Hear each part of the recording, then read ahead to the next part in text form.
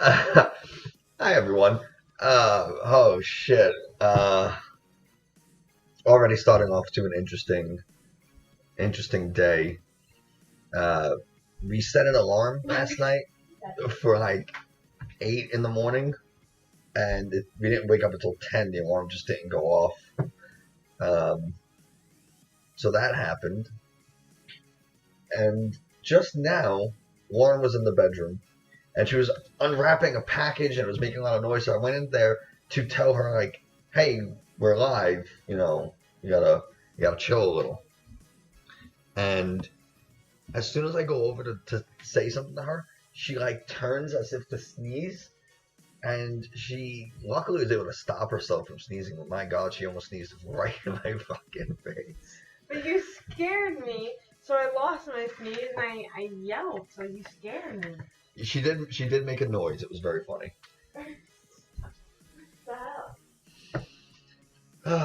Lauren. What are we gonna do with you? But I just can't. You almost really like. I almost swallowed your sneeze. It was fucking gross. You should sneak up on me.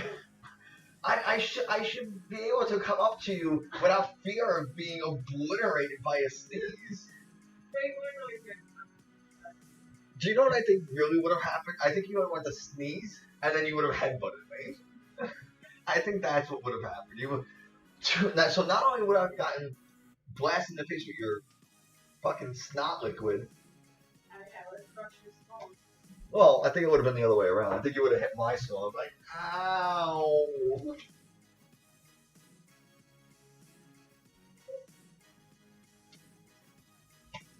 And like a hair from my beard stuck in my throat.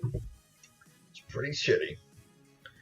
So today we're gonna make not one but two different desserts, and these are just like your standard classic desserts for summer, right? For the rest of August. Every Saturday is gonna be our Saturday summer series. Because why not, right? So I figured, last week we did the watermelon burgers. When we get, we don't have to get into how that went.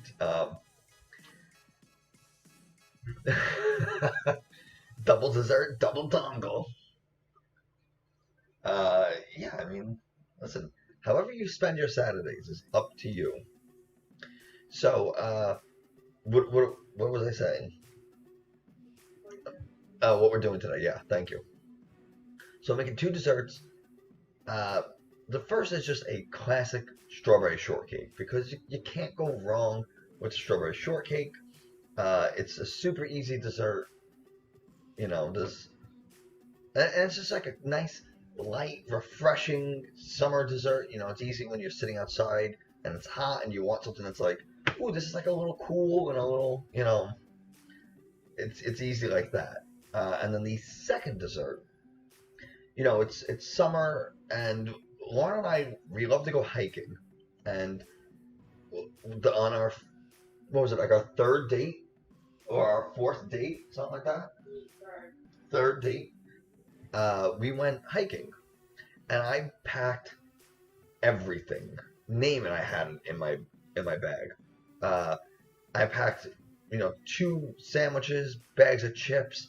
I packed a whole bottle of wine glasses, like the plastic wine glass tumbler things, uh, and I also packed uh, mini cheesecake jars, and that's what we're gonna do today as well. So, where are the jars? Like, what kind of jar do you want me to put this in? I didn't know we had a jar. I don't have it. There's the mugs. Okay. I mean, you can put this in fucking anything. You don't have to put it in a mason jar. It's just like that's what people do to like look cute. But good Okay, thing we had okay. these. Nick wanted me to throw them out. I hate them he so hates much. them, but look, we could use these today. So I'm glad Yeah, we but didn't get rid of them. try eating out of it. That's how it was with the jar. I know it sucks. I thought it was so cute. Okay. That's what made me go on this fourth date with you. That is not what made me go on a fourth date with me. The Let cheesecake. me out. Let me out. Let me out. The cheesecake is what went on a fourth date, huh? It was so good. So Lauren's been asking me to make it. Now, when I made it for her a few years ago, I made it with a blueberry topping. And today, because we're already doing a strawberry shortcake, I said, fuck it. We'll do it a strawberry topping. Now, I did forget I was making this today. And I did buy a cheesecake last night. So we'll see whose is better. This one that I'm making today, or the one I bought from the bakery near us yesterday. So we can do a taste off. Whoa. Yeah. So we'll get started. We'll keep it simple in the beginning. We're just gonna take a bunch of strawberries, and we're just going to take off the tops. And some people will like take out this middle part, but I don't really think it's necessary. We're just gonna slice into a bowl.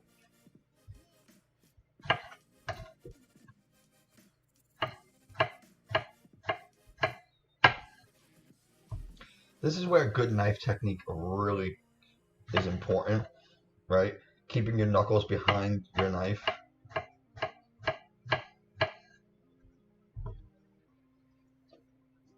I've talked about that many, many times. Yes, we are alive. How are you doing, Rose? I assume you mean from the recent hurricane. Siri, I was not talking to you. Please go away.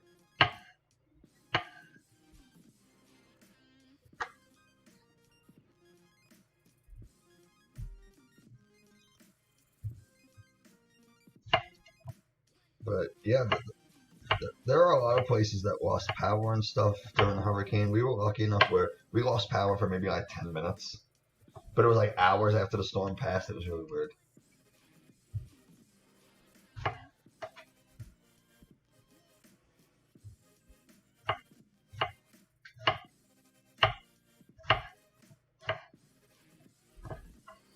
How are you doing? I don't know if you were in an area that was affected by the storm. What was Isaiah? No. No, it was I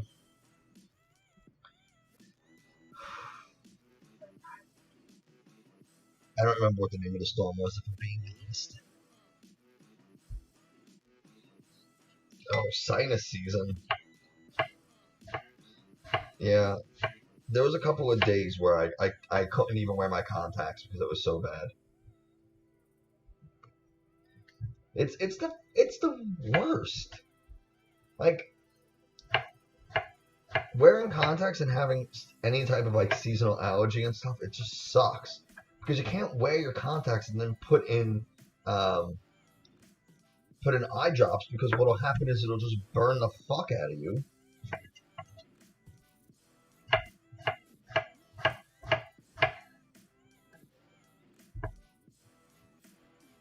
But I'm glad that you guys are all good down there and didn't get affected, because that shit sucked.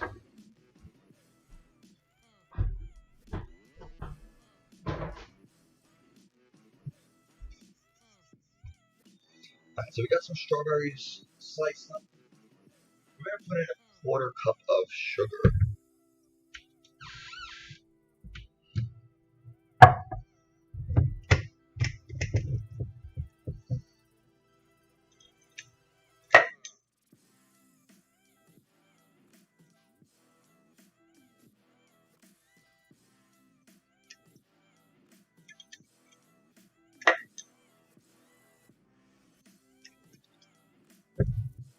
Your nose is a faucet.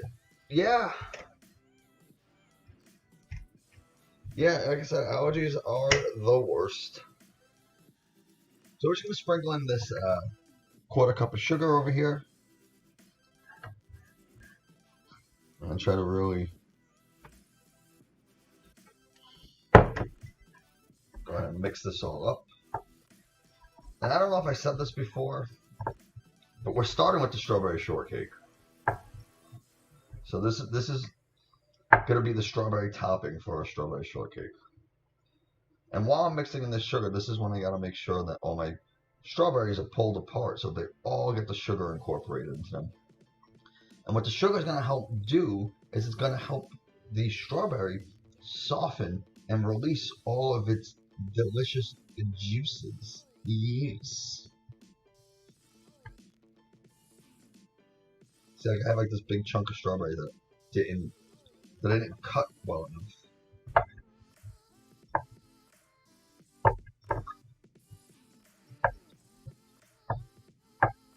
And what's good about as the strawberries release their juices, that water that's coming out of it is going to help dissolve the sugar, so it won't be so. You're attempting chicken shawarma. Ooh.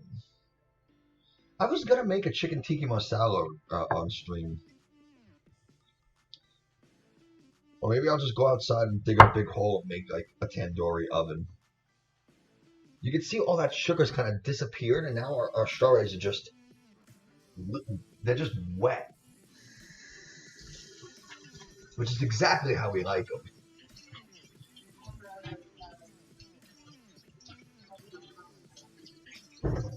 Why did you say temescal?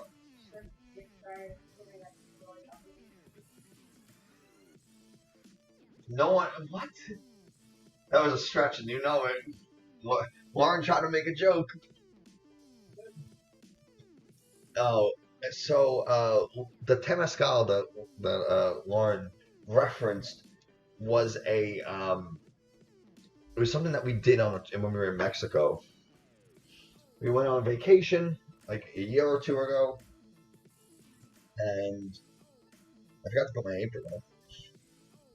While we were on vacation, they had this thing called a temescal, which is basically just a stone building. And by building, I mean for children.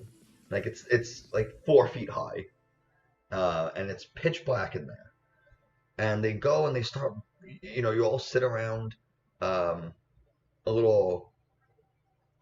It's a dome that has like a stone pillar or platform in the middle, and everybody sits around that stone platform, and they, the people who are running this ritual, start bringing in really hot stones, and they just start splashing water on it, and then they close the entrance so that the whole thing fills with steam, and it becomes like a sauna, but a pitch black, really hot sauna. And as soon as it closed, like as soon as the lights went out, I was like, I have to get out. What made it especially challenging was that nobody spoke English. They all spoke Spanish, which is fine for me because I can speak a decent enough Spanish where I can get around, right? It's not fluent, but if someone dropped me off in a Spanish-speaking country, I wouldn't die. I'd be able to find the bathroom, I'd be able to eat, I'd be able to go to the store, all that kind of stuff. It'd be okay. Lauren, on the other hand, does not speak Spanish. So she needed me to translate for her. So she's feeling sick, her head's between her knees. She's like, I gotta get out of here. Meanwhile, these guys are like fucking beating a drum and chanting and doing all this stuff. They're like getting into it. And I have to be like, excuse me, she doesn't feel good. And it was a huge fucking mess. And I'm glad she did leave because she was in there for about 3 minutes and the whole thing was an hour. And it got really, really hot. There was a point I thought we were done, and the guy's like, all right, time for the hottest part. I'm like, how is this even possible without killing us? It was bad. It was very bad. Anyway. So we got our whatever the hell these are called, strawberries. We're just going to put them to the side. And we are going to start on our biscuits. So when you make strawberry shortcake, you can do whatever you want, right? You could make like a vanilla or golden cake. God knows what I sweated. Everything. I sweated everything out. It was not pleasant, but I enjoyed. Like it was weird. I didn't like it, but I did. If that makes sense. Because then when you step out, they have like this pond, and they would just like scoop water up and then just like dump it on you to help cool you off, and that felt great.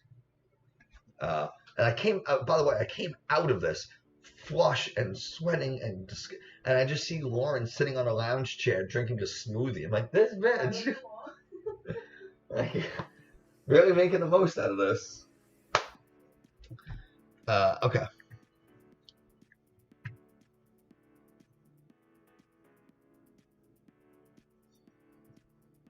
Okay, so our biscuits, we're gonna mix together 3 cups of all-purpose flour, a 1/4 cup of sugar. We're gonna do 2 tablespoons of baking powder, a teaspoon of salt, and that's gonna be it for now.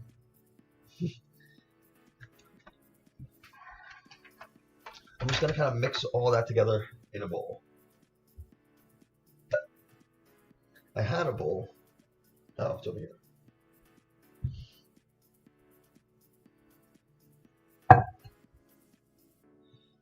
She fucking got her chill on, let me tell you.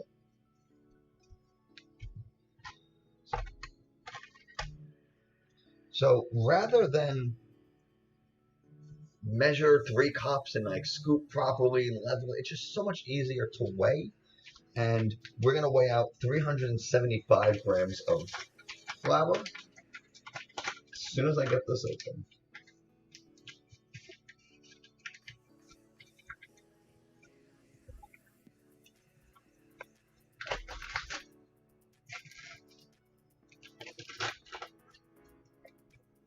Okay.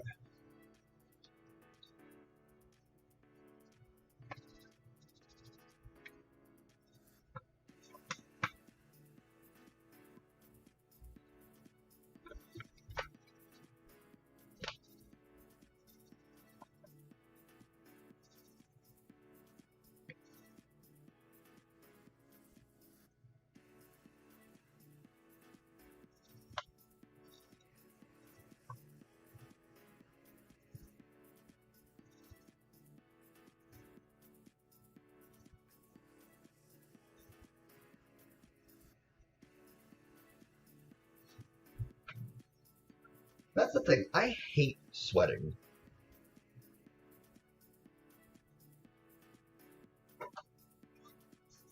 Even when I'm working out, I do not enjoy sweating.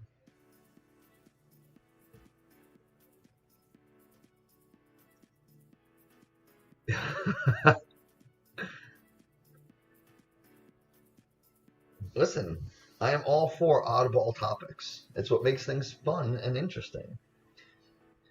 So we're going to do 50 grams of sugar.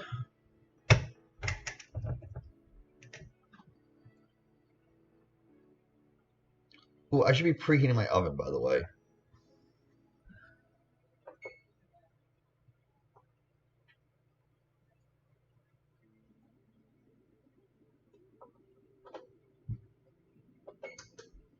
Okay, so we're preheating our oven to 425 degrees, which is pretty hot. Okay.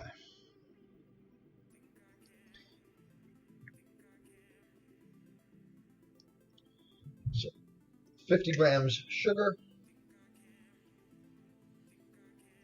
It's only another 1/4 cup.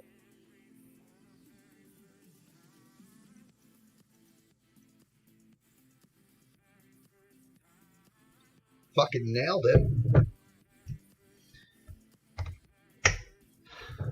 Going to an actual sauna is nice. Going to a sauna where it feels like they're trying to murder you isn't.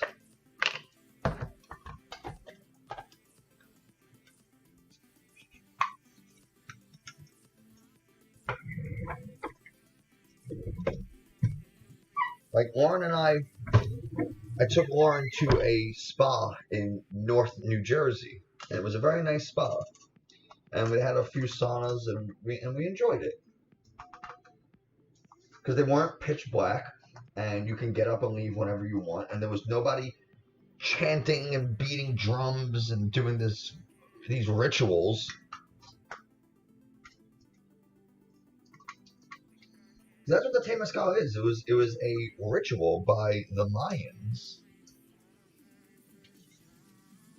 It was like a religious ceremony type thing to help you connect with the universe and get in touch with your ancestors and spirits and stuff. And it was cool. Don't get me wrong, but you know. And I need a teaspoon of salt.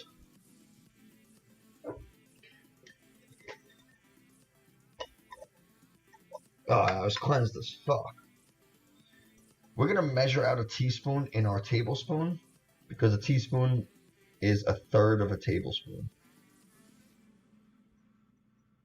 So that's somewhere close to about a third. I don't know why I'm showing you as if like you could be like, yeah, that's a third. Like obviously it's gonna look so different in person. And now we're just gonna give this we're gonna give it the business, right? We're gonna give this shit the business. I'm gonna take it off the scale though.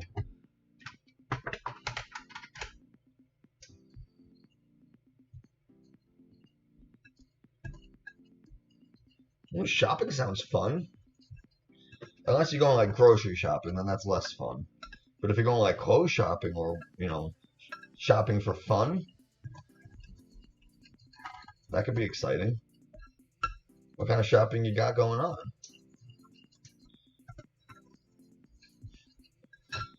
And I can't help you with the sniffing. It's food. Yeah, it's not exciting. I can't help you with the sneezing, but I can help you with hiccups. If you ever have the hiccups, it has never failed me or anybody I've ever dated, ever. It has been 100% effective every single time. The only times it has not worked was when the person who was doing what I told them didn't do it properly. But then when I coach them through it, I tell them, no, keep going, do this. Sure enough, it works. 100% effective, at least anecdotally, it's 100% effective. And Lauren can attest to this. Yeah, it's true. I'll tell you since you're here.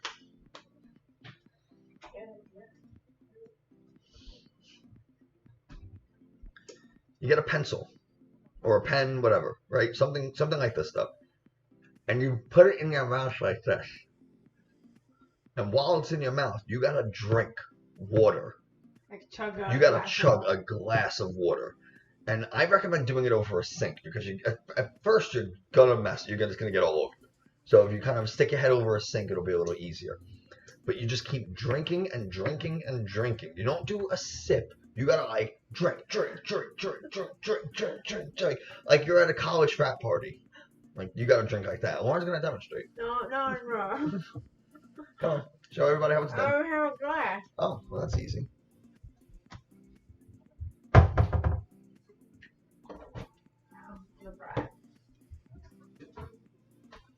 Barry's like, what's happened? What's up, sports face? I'm drinking this whole thing. This is roughly the amount of water you want to drink. It's somewhere like a cup and a half, at least a cup. I'm gonna get over it. Yeah, no, it's gonna be fine. Okay. I don't know why this works. Probably has something to do with the way the water goes down with this in your mouth. Lauren's stupid fucking gloves. Keep going. Drink. I'll make it feel like it's a college party. Drink. Oh god.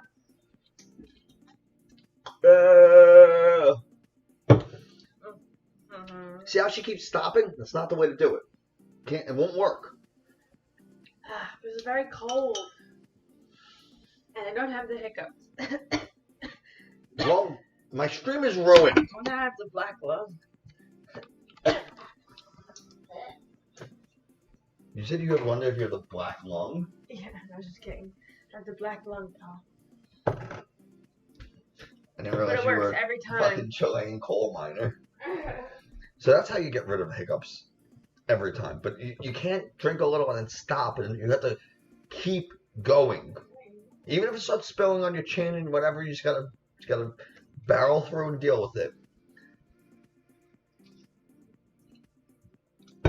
Okay. get back to what we were doing. He'll have hiccups for hours? Holy shit.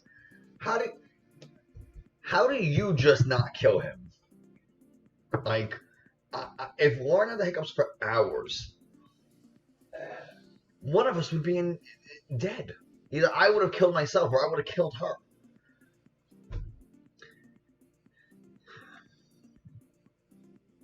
You know, I do have patience. A lot of it. Oh, yeah. Rose has great patience for dealing with it. Though she didn't say how well she deals with it. She just said that he gets it for hours. We don't know. He could like be hog-tied. She could beat him with a sock full of quarters. Like we don't know. If you do hog-tie your fiance and then beat him with like a sock full of quarters or whatever, like don't tell us because I don't want to have to like call somebody. I'm a mandated reporter. Well, it's a mandated reporter. Please, if you don't want to know.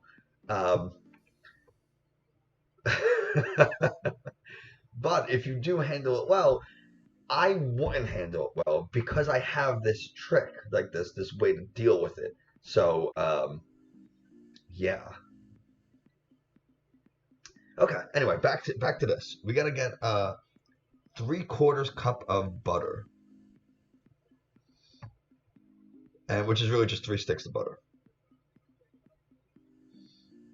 Now we don't have a pastry cutter, and we don't have a food processor, so I don't know how well this is gonna work. This might take fucking forever. Because Lauren doesn't let me buy things. No, we have.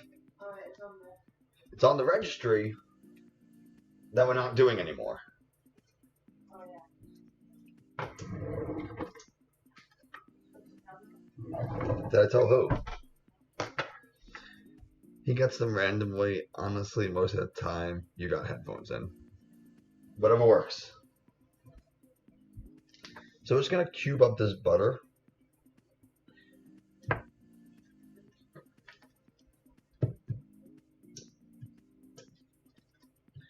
So we're going to go 1 stick at a time.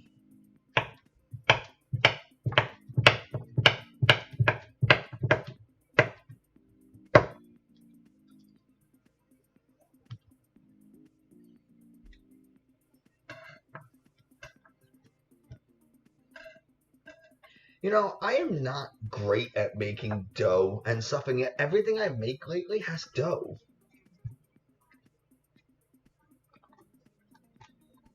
Like, what's up with that? Like, what's the deal with airline peanuts?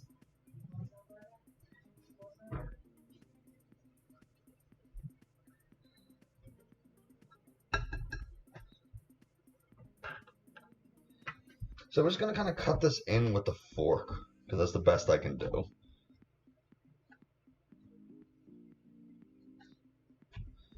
That's good. Med's kicking in.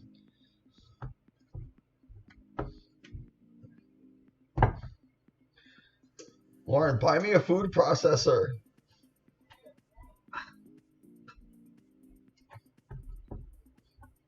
It could be one of our anniversary gifts. I don't care. I already got you 3. You got me 3? You got me 3 food processors? Oh my god, you must love me so much.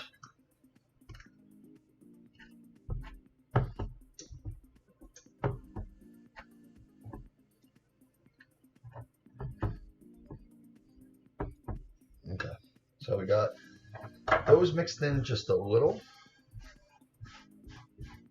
I'll try to clean this up a little. We'll add our second. We'll mix it in. We'll add our third, and we'll do it like that. And then we'll just keep going until it's all done. Also, I don't have a pastry. I don't have like a dough cutter. So once again, like on our donut stream, I will be using the cap to our container of rice. Got 5 magazines of ammo? AMO? I don't know. Like bullets?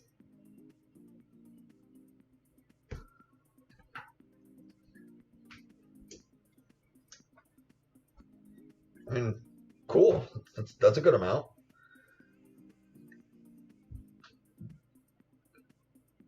Yes, bullets. Okay, cool. Whatever. That's your priority.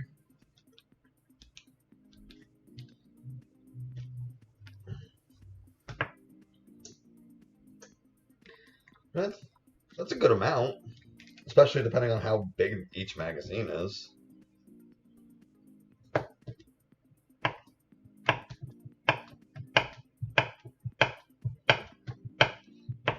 Hey guys, if you're watching this saying, whose house should we break into? Not Rose's. Not hers. I would avoid that.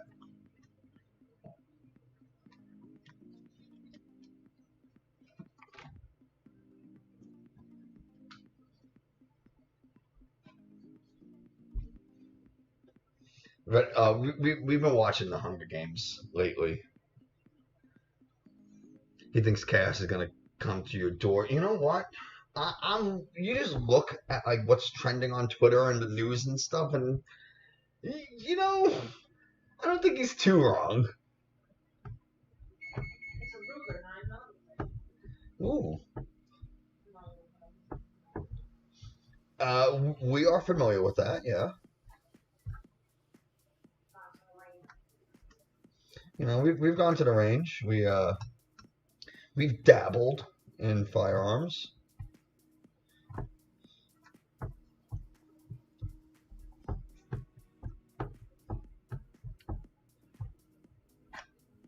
And I don't think trouble's gonna come to our front door, Warren. What I do think is there's a I don't know. You just see the way things are going, and you're like, you know what? It's better to have it and not need it, or than need it and not have it, right? It's just like an umbrella or insurance. I do have 5. Okay. Hold up, bitch. I have 2 swords and 1 hunting knife.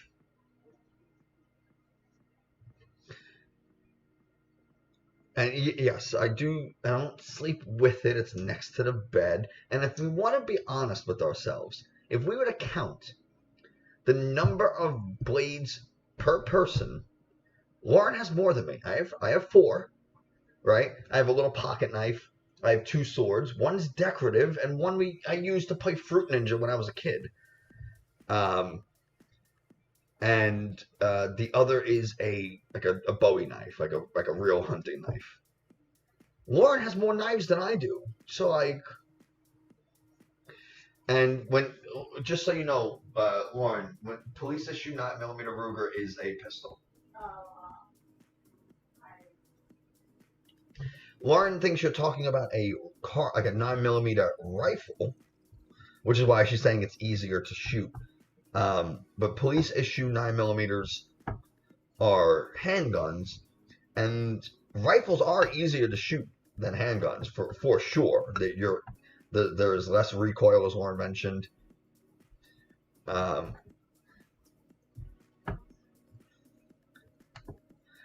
Man, me and your fiance would fucking get along.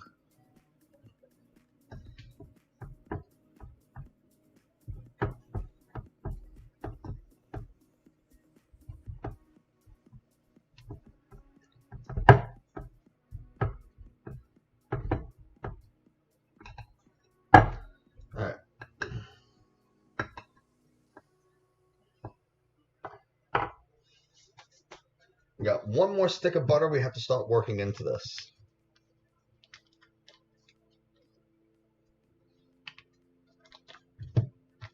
Rose says please, like she is desperate for him to have a friend.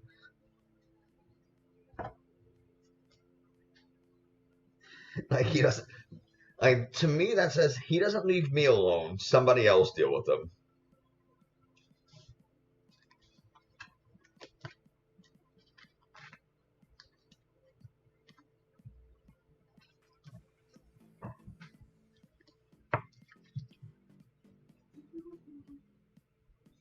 He gets to check the locks at night and comes back an hour later after fighting crime.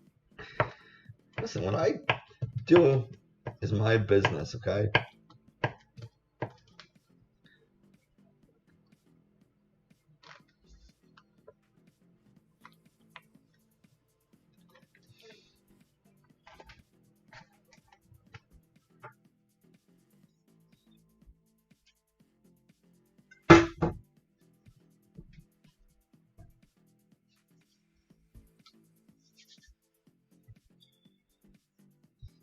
Okay, well, this is the most tedious part of the whole process.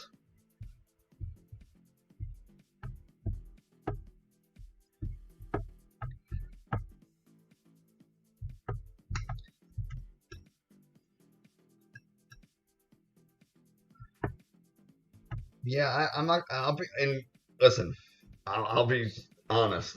I don't fuck with half of that.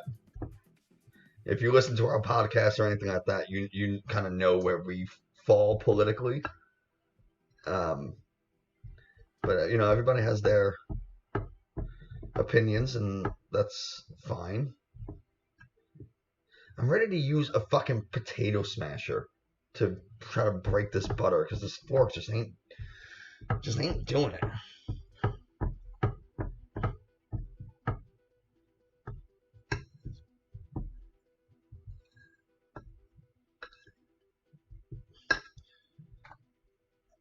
I'm ready to toss this in our blender.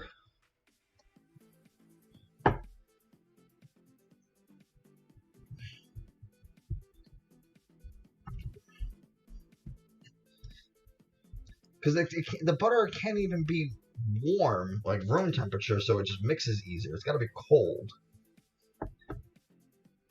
So trying to.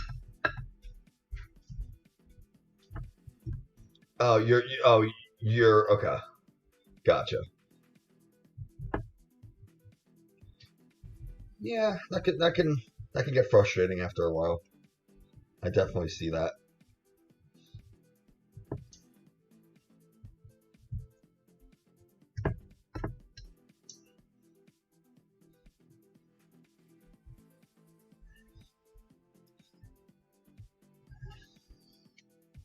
Well, by the end of this shit, I don't have a fucking food processor. I'm gonna lose my mind.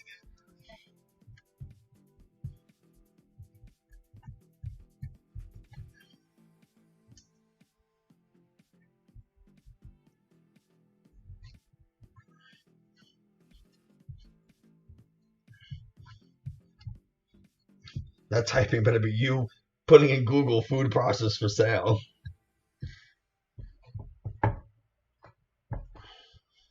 So anyway, we recently bought a Nintendo Switch because Target had one for like $300, which was very cheap compared to most places that are selling it for like $450 plus.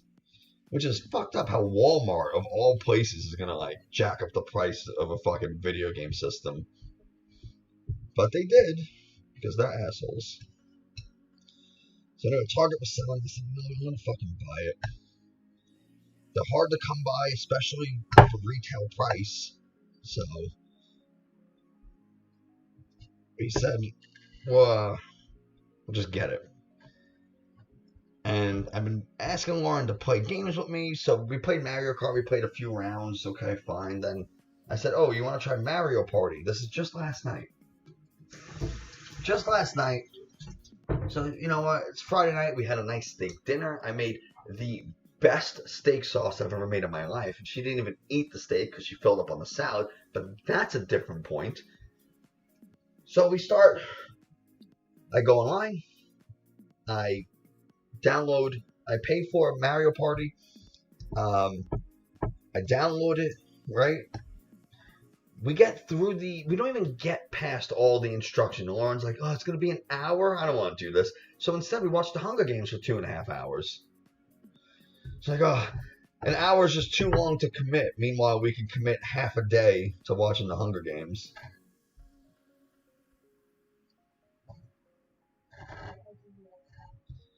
Why do I got to do you like that? Because you like to throw me under the bus.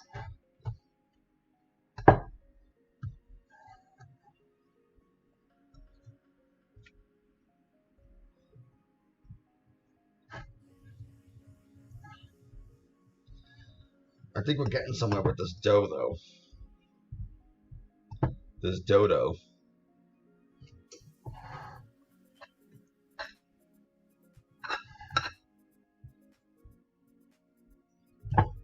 Oh my god, I just shot so much of it at me.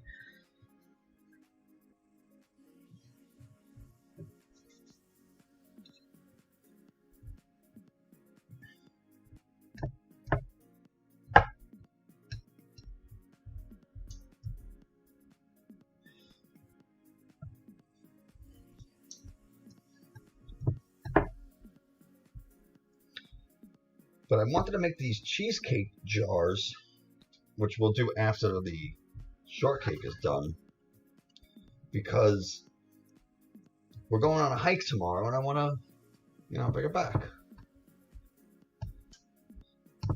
Oh, you'd love to whip him at Mario? Yeah. I thought Lauren was going to blow me away. I thought she was going to be like so much better than me. But I've gotten lucky these last couple times we played. She's been getting real shit luck. Hit by every random object or whatever. So it's been a lot of fun for me, very frustrating for her.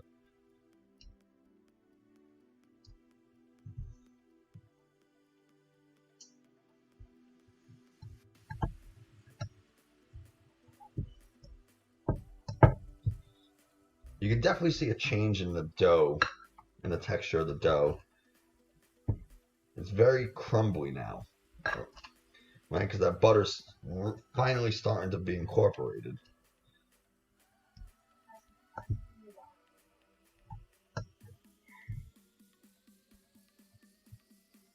Yeah, do your thing. You passed your class for July? Nice. Yay, Lauren.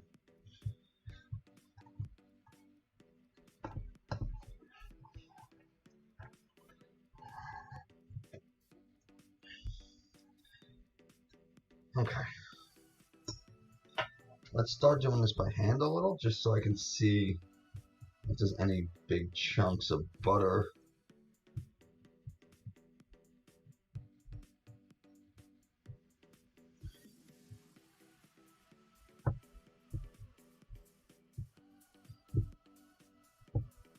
Okay. I think we're pretty good. I think we got it.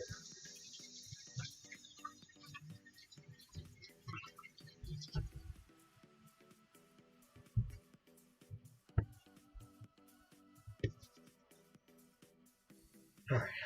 So our butter has been cut into the dough. I'm just going to use this fork to kind of cut it up a little to make a bunch of craggles, because we're going to add some buttermilk next, and I want that buttermilk to really get incorporated all over. So when you increase surface area, has more places to run, and it'll mix better. So how much buttercream do I actually need? Buttermilk, I'm sorry. I keep saying buttercream.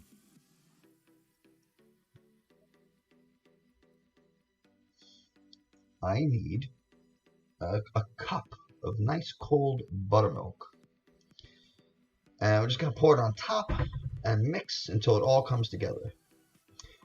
And then I'm going to clean my thing first, my cutting board first.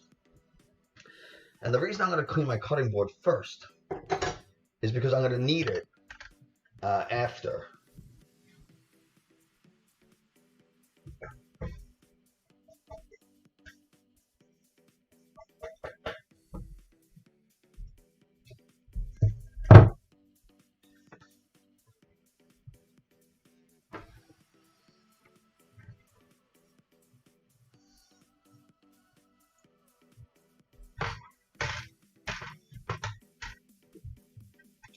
Because we're going to use this to flatten out our dough and start cutting it and everything. So,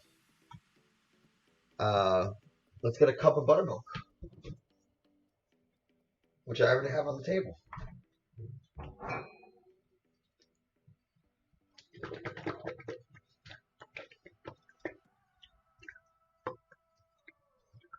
Inversions are like the best way to shake things.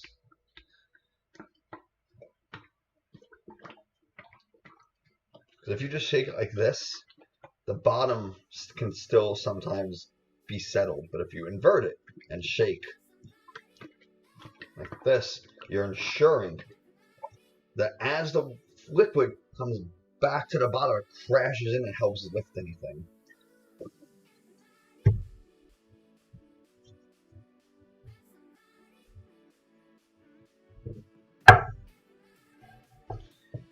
One cup, which is 8 ounces of nice thick buttermilk.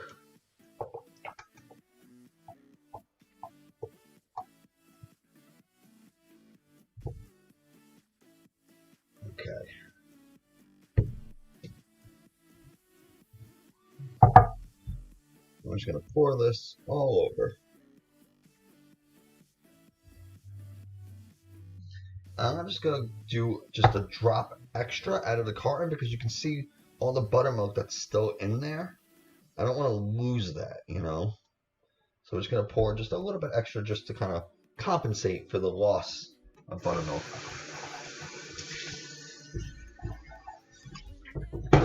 Which is why if you weighed your buttermilk instead of using a measuring cup like I did, you won't have to worry about that. Because it won't matter, right? You got the appropriate amount. So I really always do advocate for, hey, what's up? How's things in Germany?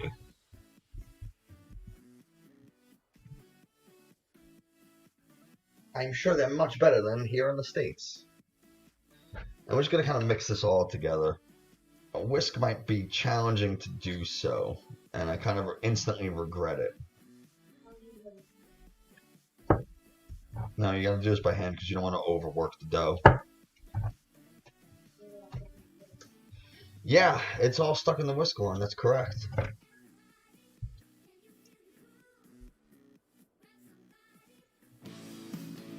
Ooh, Mexican boy with the follow. Thank you very much. Give me 1 second to clear out this whisk, and I will cheers to your follow. I appreciate it.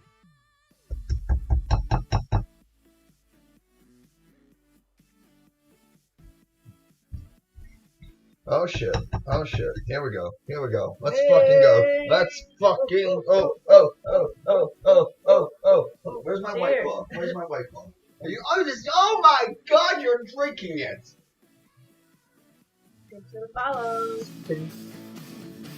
Oh, he subscribed with Twitch Prime. Thank you so much. You could have used your Twitch Prime sub on anybody, but you chose us. Thank you. Lauren, go get Jerry. Go get him. Cheers. Thank you so much.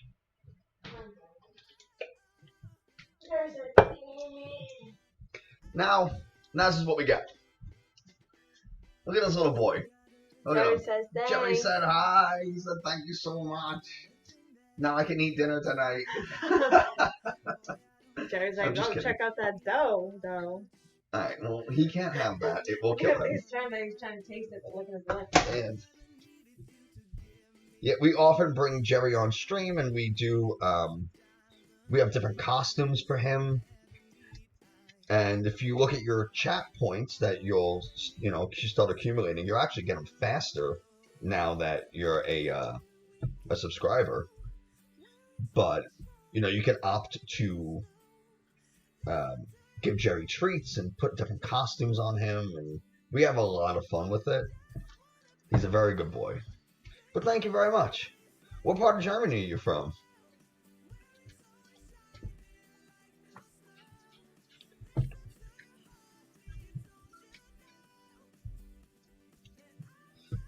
Using a rubber spatula was by far a much better option, by the way. The dough is just way too thick to use a whisk. From Hamburg. So, did you know, and maybe you do, but, I like to say it. Obviously, the word hamburger comes from Hamburg, right? So hamburgers were not the hamburger sandwich that you might be thinking when you hear hamburger. That actually later was kind of, I don't want to say created, but like finished in America. But the original hamburger, like the hamburger patty, started in Germany. And they think that it actually made its way from Mongolia. So what would happen was the Mongol riders would take their beef and put it under their saddles to tenderize it as they were riding, and almost create like a jerky type of thing. And when they brought it to Germany, just from trade and travel and stuff, they started like frying it up. And then when it came to America, they started making it like into a sandwich and stuff. And that's kind of like the evolution of hamburgers. And I thought that was pretty interesting.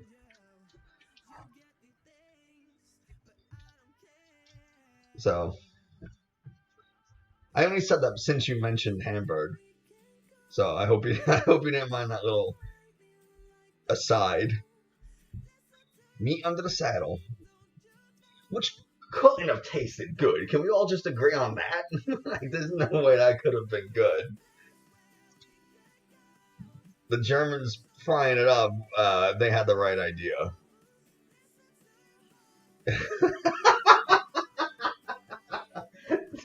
Tasting like horse. You know, there are definitely people who throughout history had to eat their horses, which is sad. But without horses, we won't have glue. So, you know. What? What about cows? From the eyes. What? The dill? Yeah. No?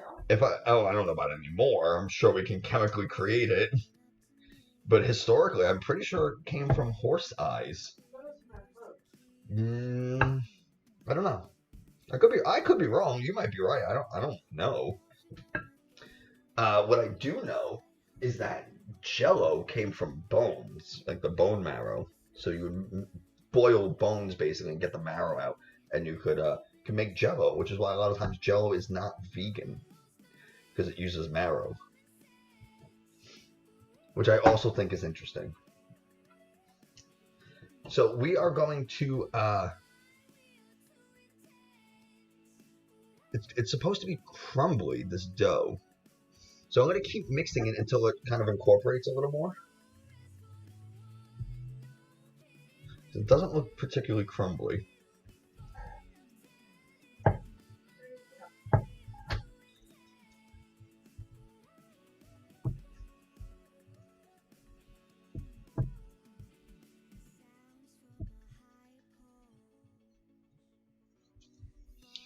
You got to be careful about overworking dough. What can happen is as you're working it, so the flour naturally has gluten in it.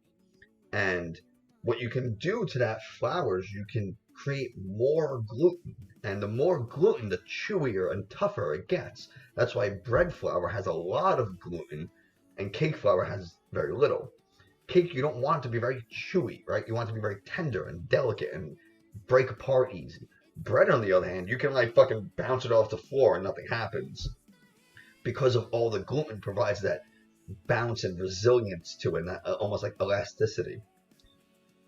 All-purpose flour has a moderate amount of gluten, right? Not as much as bread flour, but not as little as cake flour. It's like in the middle, which is why it's all-purpose. But if you mix it too much, you can make more gluten, which is why they tell you not to overmix your pancake batter. You leave it a little lumpy. Those lumps, if you mix it too much, you'll form more gluten. You'll get like chewy pancakes. Holy shit, just gifted a tier 1 sub. Dude, well, I shouldn't say dude, but man, you are crushing it. Thank you so much. Lauren, you gotta put a costume on Jerry now. I think we gotta do it because Mexican boy just gifted another sub. And they're fucking crushing it today. So now Jerry's gonna get a costume for your generosity. Thank you so much. Whatever one you want. You know which one's my favorite. It's the most recent costume.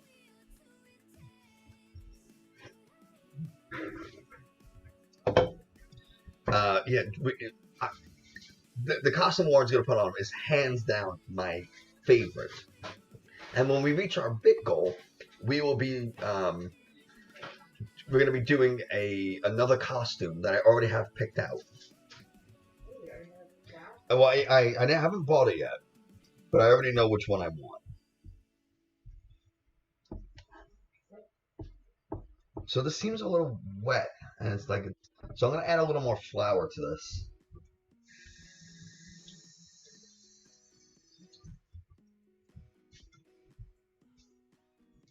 Just to kind of dry it out.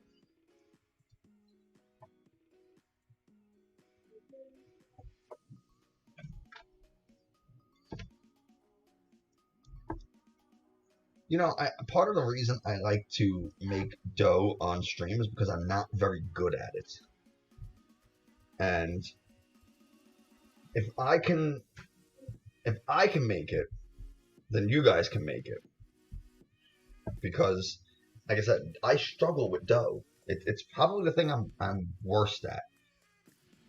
I'm very good at making steaks and chicken and stuff like that. And I made steak last night. Holy shit! I made the best steak sauce I've ever made in my life. I mean, it was incredible. And I usually don't say that about my own cooking, but this I happen to find very, very good. But dough, on the other hand, I am not good at, which is why, we made bao buns, we made baozi, we made pasta, we made, what else did we make that needed? I made donuts. I try to make things with dough simply because I am not good at it.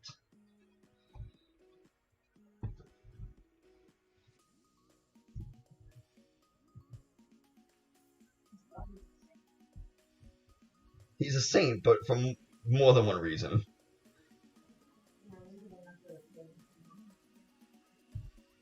I struggle putting that costume on too. I put it on like upside down and backwards like 4 times. Take his collar off so it looks a little more professional. Yeah, we're gonna get this. You love a good steak. Yeah, I made steak dinners last night. Lauren and I have been working pretty hard recently, and I said, you know what? I want to treat us to a nice dinner, so I wanted to buy a steak, and I made a red wine sauce to go with it. I made some French fries, some steak. We had salad, and by we didn't have salad. Lauren had salad. I don't eat salad. I think it's rabbit food. You like a salad? I liked one salad I've ever had in my life. You want me to carry him over, or how do you do it? Yeah, you're gonna have to carry him over.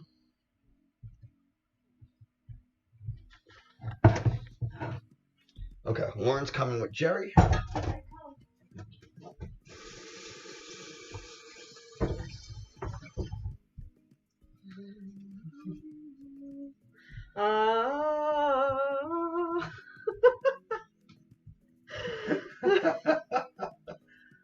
He goes such a good boy. What's up, Remy? Let us play.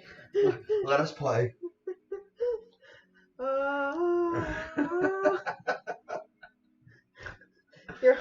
Your holy hounds, ladies and gentlemen. Come here, fix this up. Yeah, I did put it on backwards at first. I was like, what the dealio? It's the greatest costume I've ever seen in my life on a dog. And Yeah, he wears it so well. He is. He's a good holy hound. So. Bless you.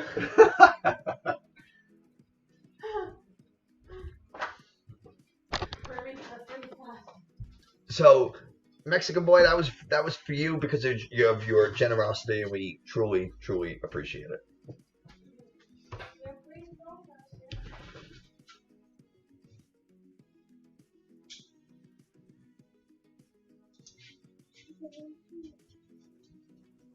We're gonna work this with our hands a little. It still seems very. I don't know what I did to this dough.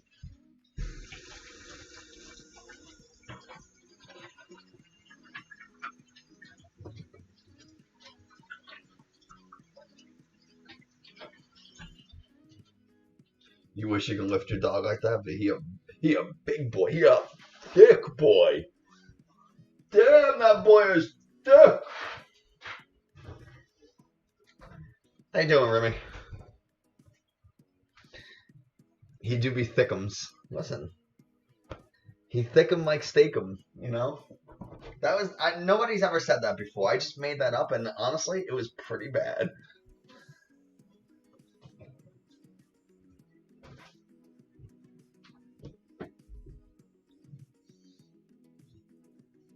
So I'm not really sure what's happening with this dough, like why it's not coming together. If I'm not gonna lie, I don't really know what's happening. I followed the instructions.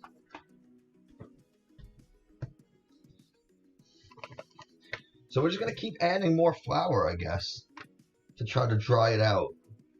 Maybe there's too much buttermilk, even though it's said a cup. I don't really know.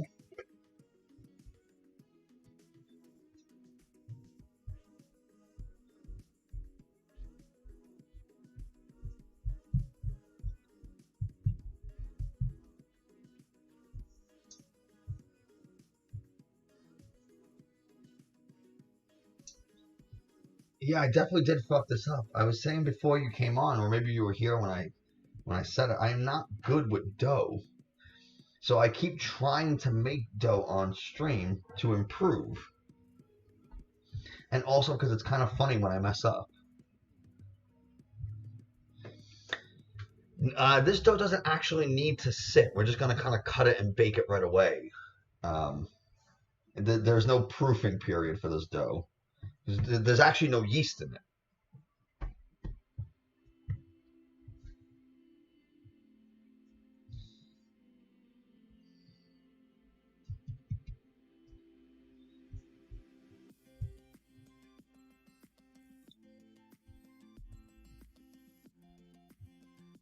It's just very, very tacky. Although when I added more flour, it started coming together a little more.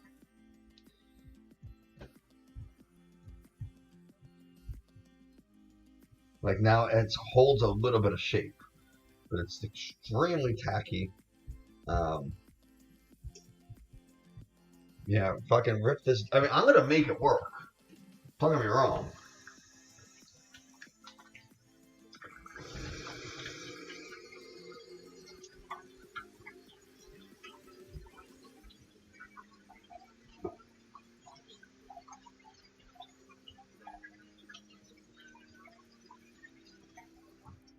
We are not gonna let this go. I am going to try to salvage this dough. I don't care how much flour I gotta add to kind of dry it out to make it a little malleable and workable without being too tacky. But we're gonna fucking make it happen.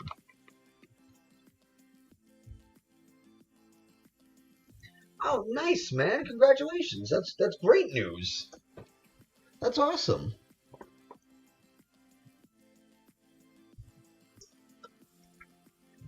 I'm very happy for you.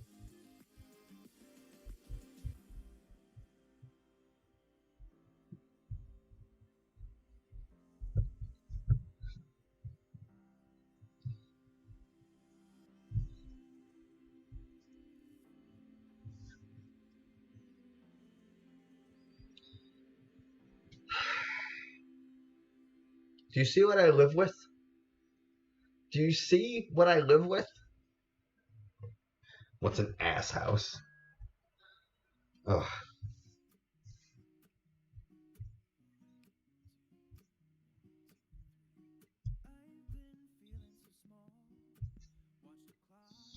Moving starts next Saturday. Everything was moved in by the 22nd. Making moves, literally, yeah.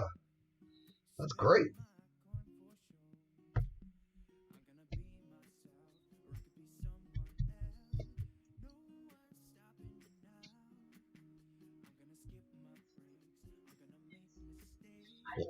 Lauren's still laughing at her own "what's an ass house" joke because you said nice ass house, so she's being an idiot. Great, and now Remy left.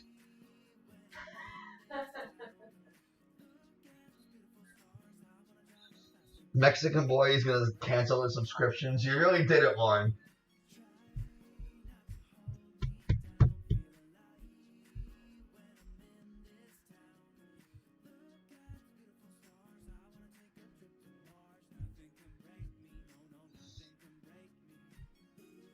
Ass house is a brothel. Change your mind. Listen, honestly, no, I fucking agree. I honestly, I think that's pretty clever. I think that's pretty good.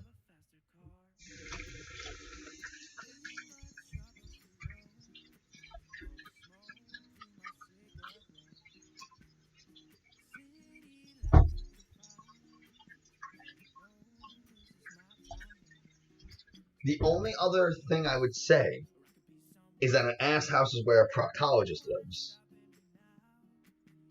That also is an ass house. Someone who checks your prostate, which, if you don't know, your prostates in men, women don't have prostates, but in men, prostate, they have to put their finger up your butt. I'm sorry. I don't make the rules. That's just what it is. All right. I just tell you the facts.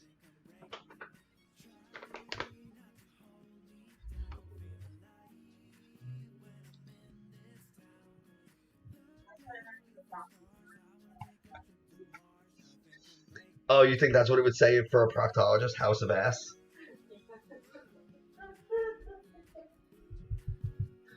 How many styles of fighting defense have you trained in? This is for scientific purposes. My most extensive training is in Brazilian Jiu-Jitsu, but I've also trained in, so that's one. I've trained in Muay Thai, boxing, catch wrestling, judo, Western fencing, and kendo. So 7.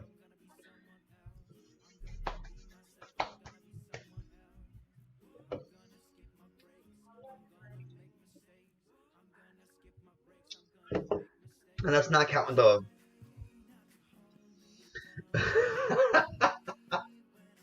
Will I marry you?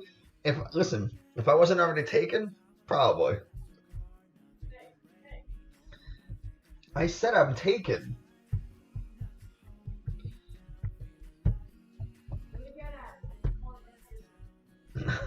I'm not saying that.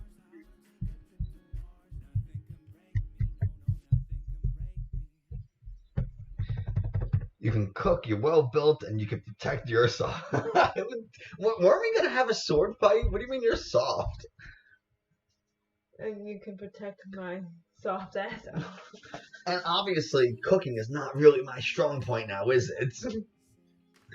You suck, damn it. I'm gonna have lunch real quick. Okay. This smells good. I love the way dough smells. Dough smells very good. It's just I wish I could make dough. Yeah. I am hungry too. Yeah. Like, do we want to order a pizza? I think my pasta. But what about me? I got pizza rolls. Why not up and down?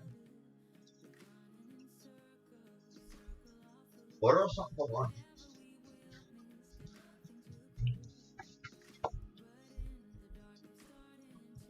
We have cheesecake. You said if I go like this, you'll do the Pillsbury Doughboy thing. Like, I don't remember what it is. Woohoo! It honestly sounds oddly similar to how Mario sounds. I think somebody ripped off someone.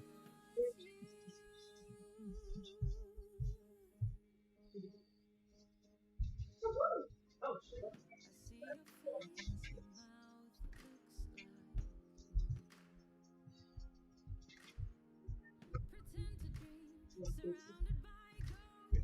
I just don't want to have to cook something else. Dough's looking better. Yeah, it is. It is.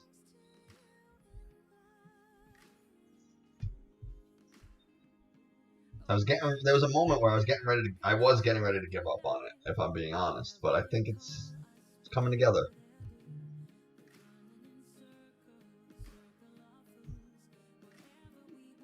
Yeah, my phone is going off. It's right next to me. I don't know, because you got fucking supersonic hearing.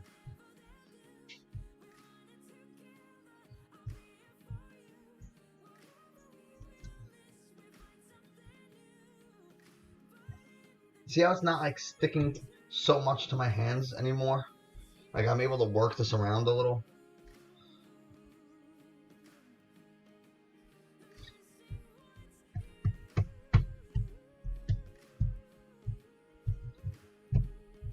I think it needs a little more flour because when I try to cut it, it won't come off. You should mention, rather TC told me to tell you.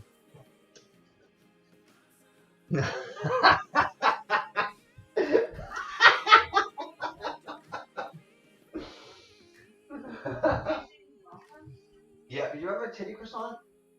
That's TC. Oh, yeah. Which, by the way, is the funniest fucking name ever.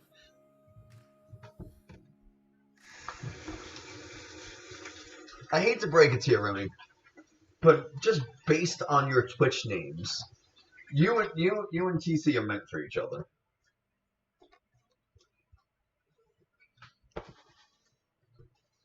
There's no denying it. I'm sorry.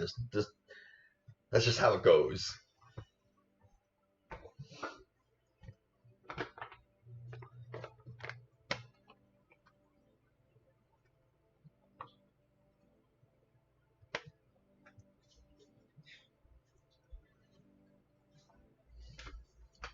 Nah, there's no denying that love. Yeah.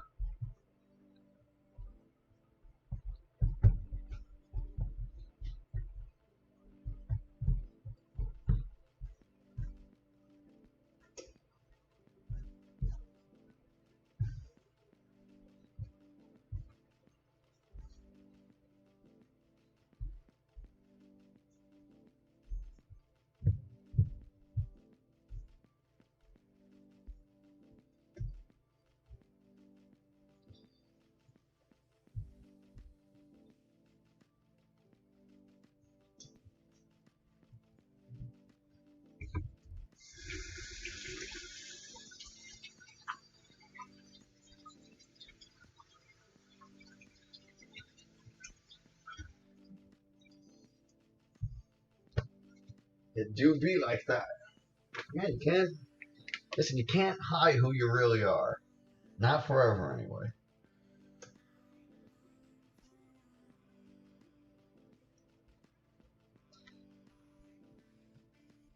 That's one thing I learned in relationships and dating and stuff. You can try, but eventually your real self is going to start to show. And when that happens, you know, that's when a relationship's either make or break. You know what I mean? It's not. People think that they want to show who who they think the other person wants them to be. But that's not good, right? That's not what you want.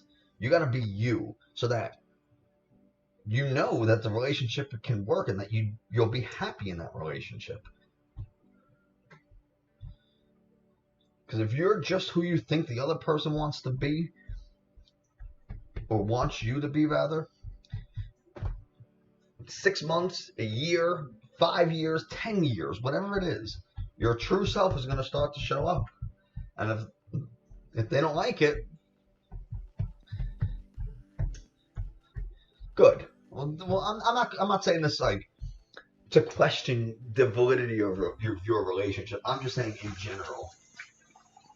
You know, for me, before I met Lauren, I made it a conscious decision to say, I am not going to be somebody who I'm not. I'm going to be 100% myself from the beginning, right? From that very first date, from the very first text, whatever it is, because I don't want this to be an issue in 4 months, a year, 6 months, and you're like, oh shit, like this isn't the person I want to be with. I'm not happy. They're not happy with me. Whatever.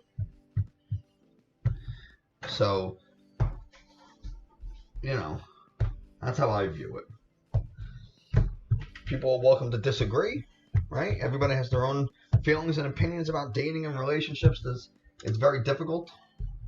There's a lot that goes into it, but that's my 2 cents. Not that anybody asked for it.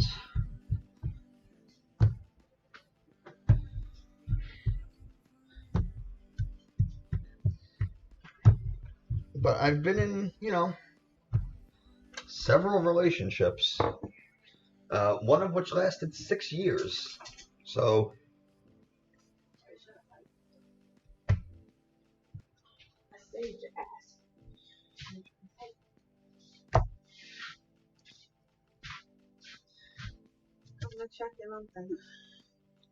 so I don't have a pastry cutter, so I have to use the cap of a container of rice. Oh. Joey said, hey, what's that? And notice I am not twisting these. I'm just pressing really hard and kind of giving it a little shake. I definitely know how to treat a man right, because I know how I want to be treated. My offer's still staying. Listen, Hey, if Lauren ever passes out. if Lauren ever realizes that she's too good for me, I'll hit you up. I am not.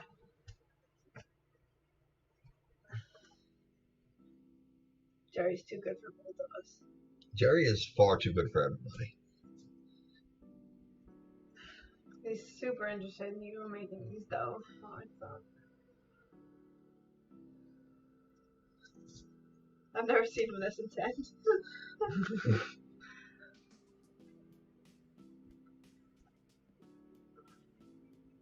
2, 4, 6.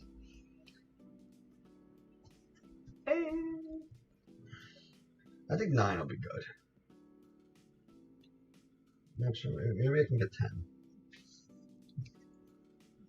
TC heard all of this. Listen, she should hop in stream and defend her decisions in her relationship. Or fuck it, maybe she'll be like, you know what? Go with him. Fucking take him. Please take him off my hands. Okay.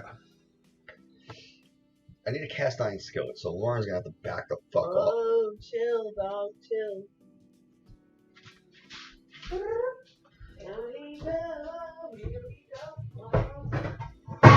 Sorry, this is about to get just a little noisy.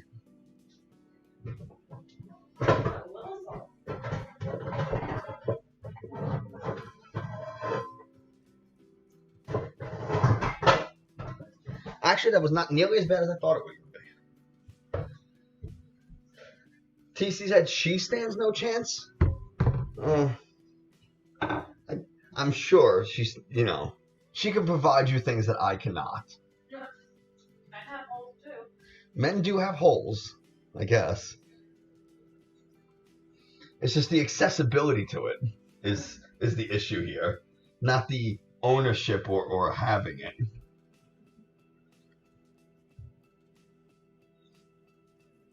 You act like, oh, you act like,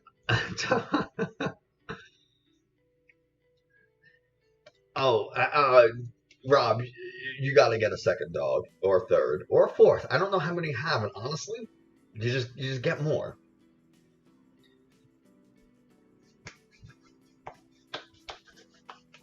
Yeah, one big doggo, one small doggo. It's so funny you were saying that because. Or even if you have another big dog, right? You have a big dog, you want small. We have a small dog, and we want a big one.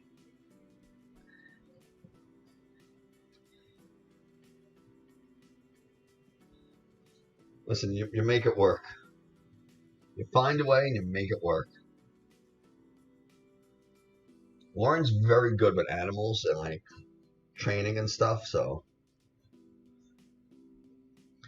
Yeah, Jerry gets a confidence boost around other animals. Like last night, he didn't want to walk because he was scared. But after like seeing another animal, or you know, he got like a fucking boost to his confidence, and then he was like ready to walk. I'm just placing these in a cast iron skillet, and I'll show you what it looks like in a second. I just don't have space up here.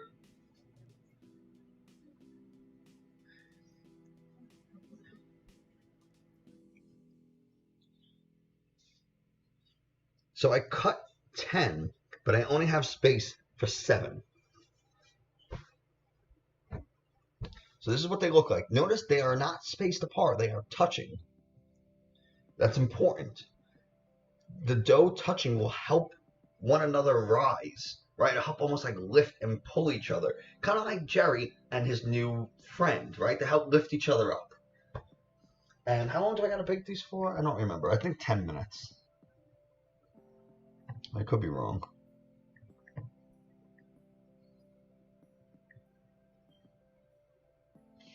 These are strawberry shortcakes.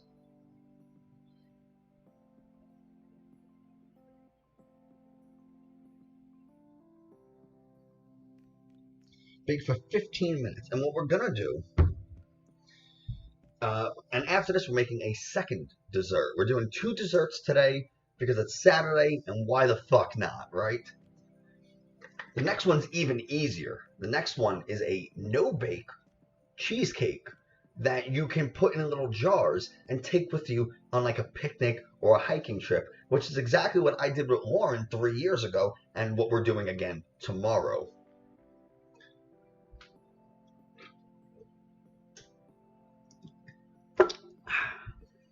Okay. So I need a little bit of buttermilk, and I'm going to brush the top of these with a little bit of buttermilk just to help them brown and get nice and crispy on top. By the way, we have all this excess dough. You could continue to roll this out and cut more. I don't think I really need more than 7 because you're also going to cut these in half and layer them with strawberries and whipped cream. I don't think I need more than 7, so I don't know if I'm going to save this dough or not. But because even if Lauren and I each have 2, we still have 3 more that we can give to like Lauren's mom or like my parents or something. So, you know, how many am I going to make? But this does make somewhere between 10 and 15, depending on how big you cut your biscuits. So, and also how thick you roll them out, right? The thicker they are, the less you'll get, obviously. So yeah.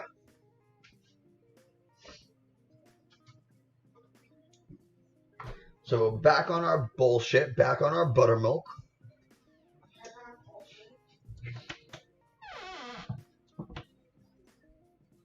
I'm just gonna pour a little bit of buttermilk into just like a little ramekin, a little ramekin for our Remy.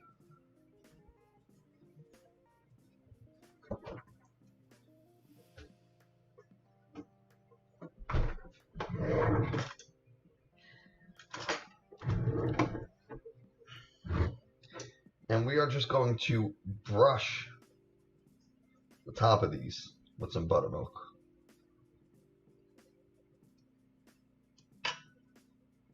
Nice and generously.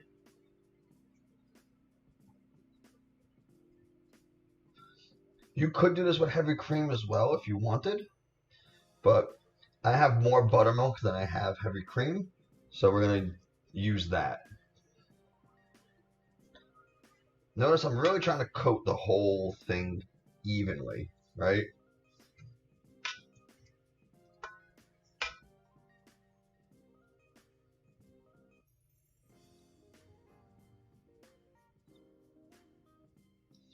So you get it on, and then you just spread it.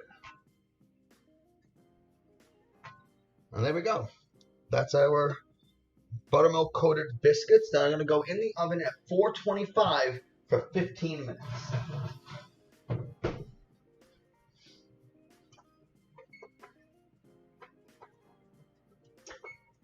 Cool. Now, while the biscuits are baking, we're going to make our whipped cream. And whipped cream is literally just heavy cream and a little bit of sugar and vanilla. And you just beat it until you get nice stiff peaks. And that's it. Whipped cream is honestly the easiest thing to make in the world because the mixer will do all the work. You don't need a stand mixer like I have. You can do this with a hand mixer. You can even do it with just a whisk. It'll take a little bit of elbow grease and your forearm will feel like it's fucking on fire from whisking so much. But I feel like men have a little more forearm strength than women. Get it? Get it? It was a masturbating joke. Anyway.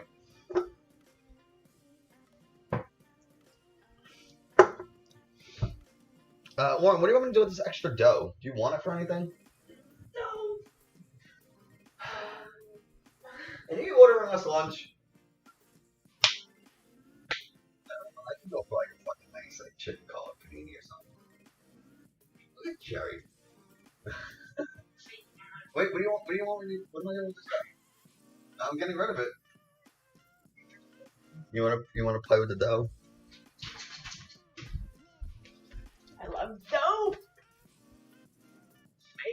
Lauren just wants to play with dough. This reminds me of Christmas. Oh, smells like our dough from when we make our sugar cookies, and they're the best sugar cookies. Lauren and her mom have a recipe for sugar cookies. I don't like sugar cookies. These I love. They stay even. You know, sometimes like when you make sugar cookies, like they're soft when they come out of the oven, but like 10 minutes later they're like hard.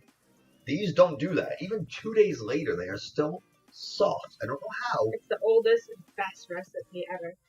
Her mom has the recipe on a index card that's like disintegrating. No, like it's no. actively disintegrating. No, we still have the recipe in the old ass book that I have that's like 100 years old. again, okay, fine. The book is The literally book is disintegrating. it's evaporating as we speak. Just like it looks like Thanos got to it. It's just like slowly. Mm. Okay. Yeah, it's a shame. It smells so good. It smells like we can make cookie batter. So keep it. Wrap it in saran wrap and put it in the fridge.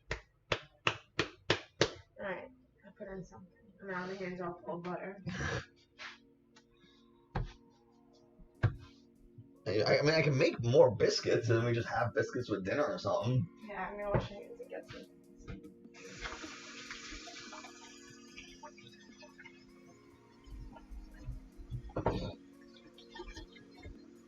I'm sorry, the sink is so loud. It's a violent sink. Sorry, everybody. No, I use the sink all the time. It happens to be a fucking rough sink. We're getting a new sink, so. That sink, it grew up on the other side of the train tracks. It's just a little rough.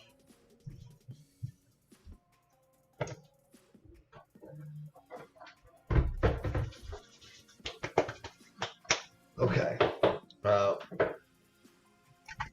So now, luckily, even though we're like taking so much time to like clean up and shit and get, sorted, whipped cream only takes like 5 minutes to make. So like, no, sorry, no, that's me. Like, plastic wrap. Yeah. What?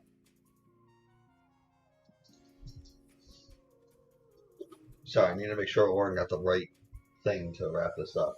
Which at first she didn't, so don't worry. Oh, what a bitch. Well, but...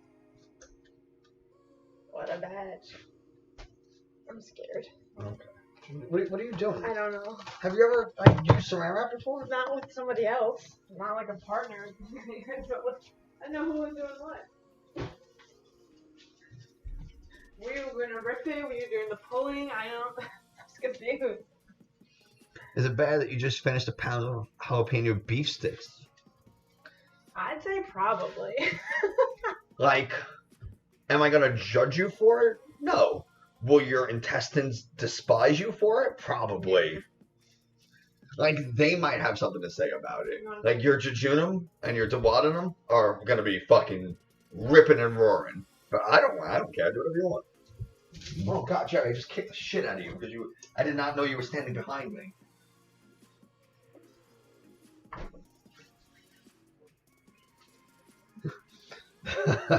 Listen, if you think it's worth it, that's all that matters.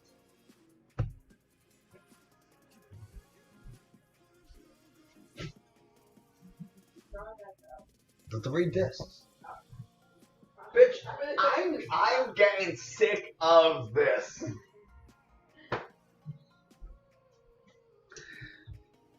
They're from a local smokehouse. Ooh.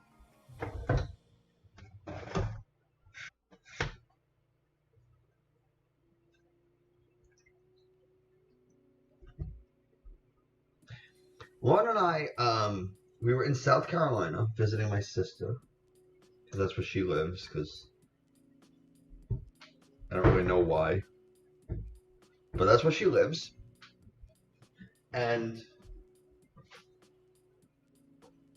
we went down there, and we went to like this, I don't even know what it is, like what it's called. It's like a general store. I think it was actually called General Store or something like that. And they sold a lot of they sold wines, locally brewed wines, and they sold a lot of jerky and stuff. But they had this type of jerky that I never heard of before called biltong. And I don't really care for jerky. At least not the jerky I've ever had. But the biltong was very good. I would continue to eat that. But it's hard to find. Because like the FDA doesn't like it apparently. Because the way it's produced is different than regular jerky. And the FDA is kind of like, but you can still get it. I don't really know what the deal is. Like, you can order biltong offline. Like, you can get it off Amazon. Because I know that because I almost did. I almost ordered it when we got back.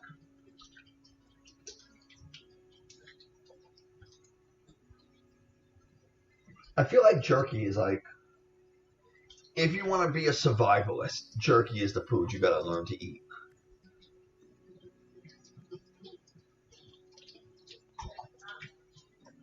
You gotta try biltong if you ever come across it. If you like jerky, I think you would like biltong.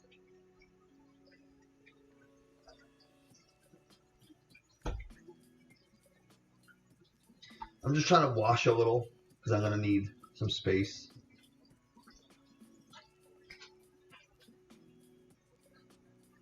You know, this kitchen is a little smaller, so I kind of have to be mindful about the space that I have.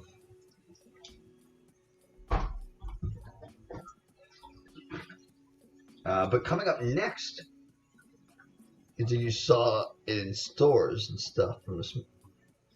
I would recommend it. Again, as someone who doesn't really like jerky, I enjoyed the biltong. Could I sit there and eat a whole pound of it? Probably not.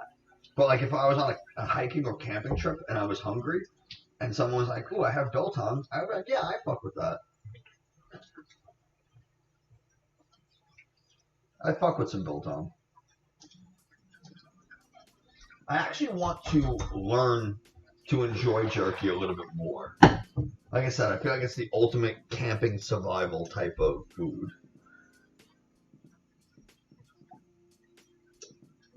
Yeah, I've fucking counter space is real estate, man. It is. It's so important.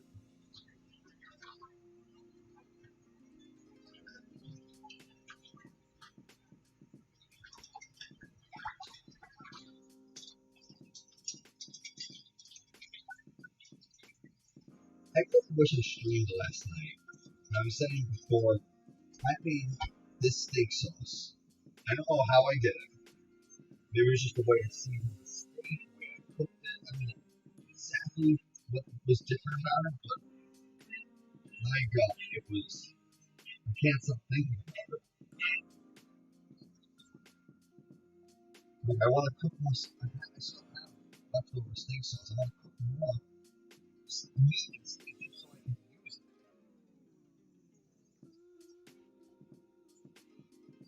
My mic is sounding weird.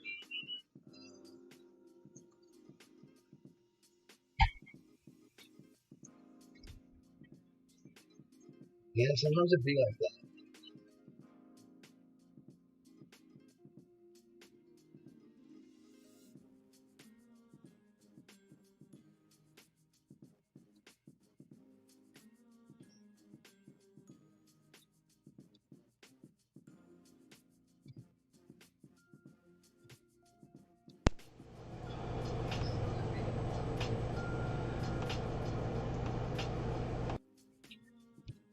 Okay.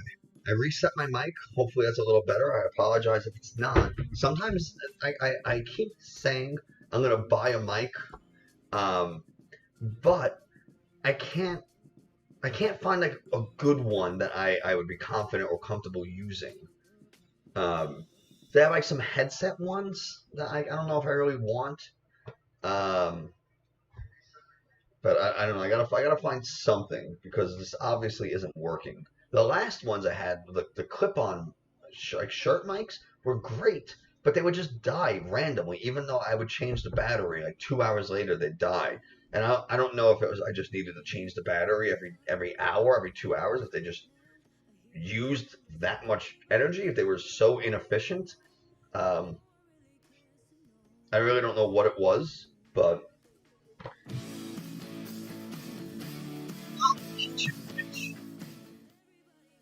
come on, get a new mic. I'm working on it, okay? But thank you very much. Oh shit, how you doing? How you doing? I feel like my facial expression when I said that was a little aggressive, and yeah, I'm sorry for everybody who had to see it. But like, how you doing? That was a little better. Oh, I gotta make this whipped cream. What am I doing? How much?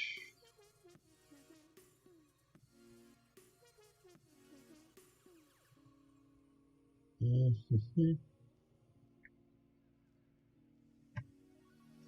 need a cup of whipped cream, heavy cream, I mean.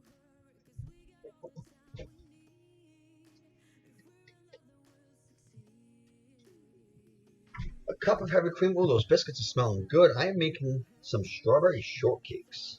And then after this, we're going to make some no-bake strawberry cheesecake jars things.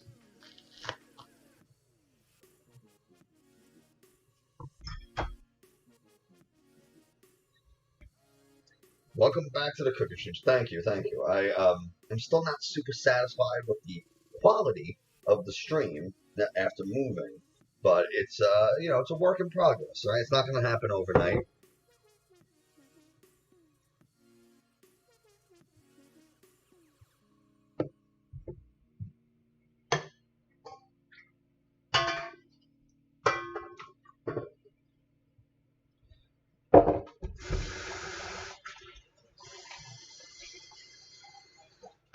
Which, by the way, can we get a shout out for Kitchen Witch, especially after she gave us that generous sub? Lauren, please get on that.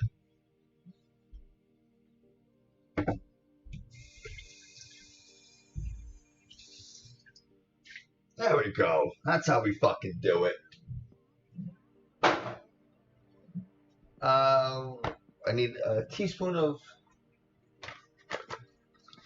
vanilla sugar, or vanilla extract, and then I also need about 2 tablespoons of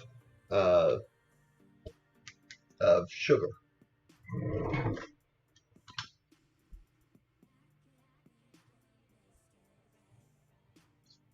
Okay, that's our vanilla. I'm just doing it in a stand mixer. I don't think you guys really need to see the fucking whipped cream being made. It's not particularly exciting.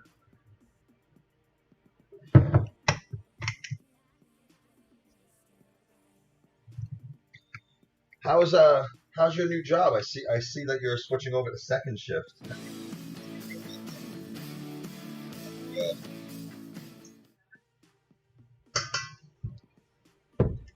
Oh, come on, Mr. Two. Come on, man. What is happening? Don't do that. Don't do that. Thank you guys so much. That's very generous of you. Very kind. Too kind. I can't. Now Dory has to make an appearance. Now, Drink great. your White Claw. Come here. Now look what you guys did. You guys woke. Oh god, I bashed into my fucking fridge. You guys woke a sleeping giant. Jerry says thank you so much. He also says, "What's up with this dough?" Cheers, even though that was like a drop. Yeah, I finished it. Drop a claw. What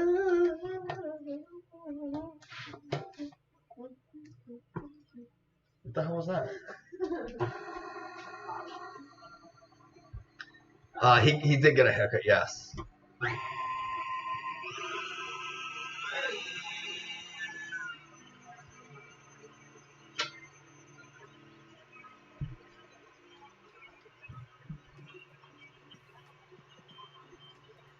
I just moved the, you can see the mixer going. I just moved it over so it's not as loud. But you're obviously going to hear it, so I apologize. Every time he comes back from getting a haircut, he looks like he's a descendant of like the Cro-Magnon species of humans. Like, he just has, like, a huge forehead and, like, prominent brow, like, eyebrow, like, orbitals and stuff, and he just, like, his head, like, kind of cuts in, so it's almost, like, triangular. It's fucking weird. It's hilarious, but it's weird.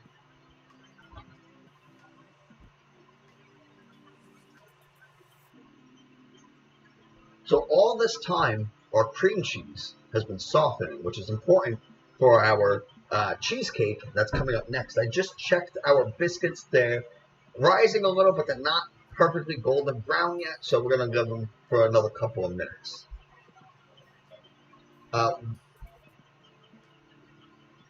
Our whipped cream is honestly almost done, so...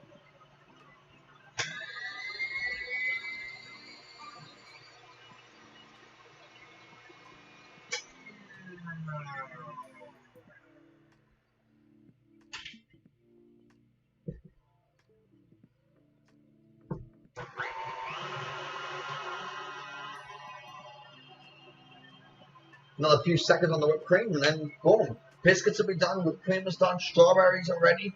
We're gonna start to assemble. We've been good, busy.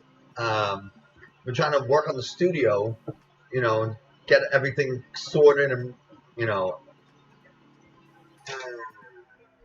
moving is always a process, right? Like, it always takes longer than you think it will. We got most of the stuff done within the first week. But now, there's still all a bunch of little stuff. Like, we still have like a box of stuff that we don't know what to do with. There's like stuff that we got to put up on the wall still. We have like a wine rack that we got to hang up. But we're not sure like where we're gonna. It's just a bunch of little things. And like I said, we got to finish the studio upstairs. I have a lot more like foam inside, like the sound dampener foam. I'm not good with a hot glue gun, so like the way you install them is you glue them to a poster board and you hang the poster board up. I'm not good at that kind of stuff, so Lauren has to help me, but she's busy. It's a whole thing.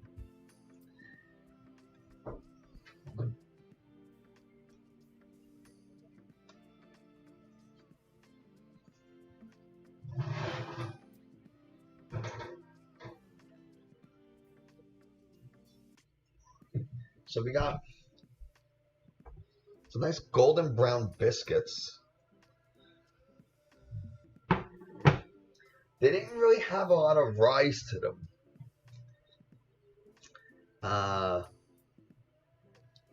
And I don't really know. I'm wondering if it's because of how much I had to work them or because of when I cut them. Sometimes, like, if you twist the cutter, it like seals the dough and they don't really rise that well. I don't know what it was, but they'll taste good, I'm sure.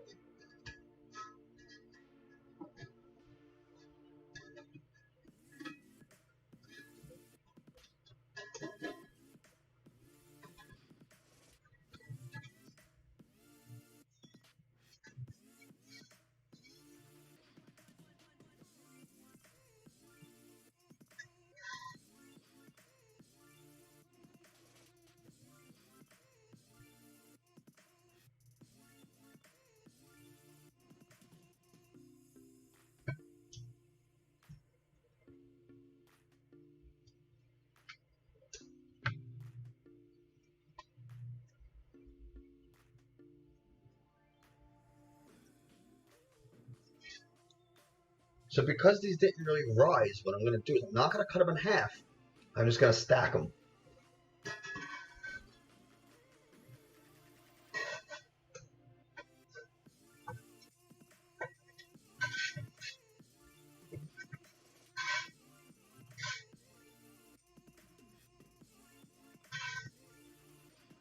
So obviously strawberry shortcake can be made with either actual yellow cake or angel cake, or you can make biscuits, which is what I opted for today.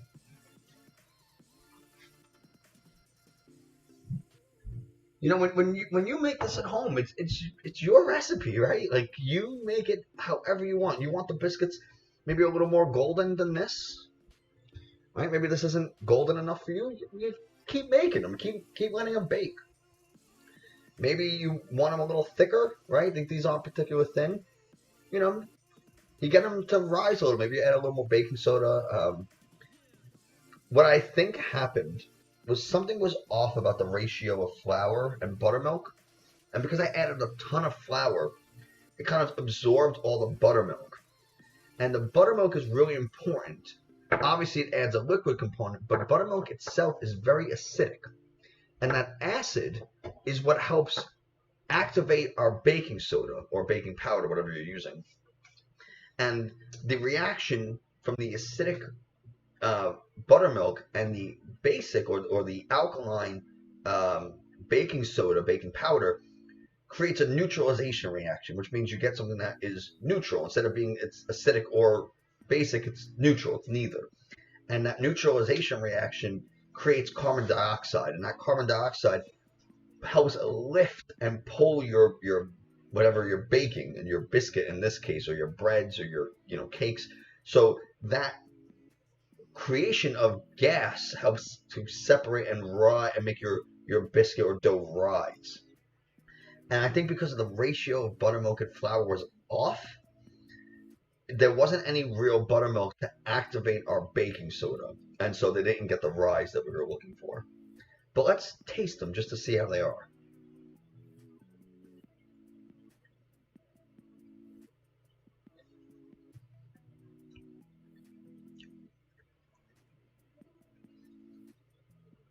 They're sweet. They are a little, I don't want to say dry, but they're crumbly, which I think will be good.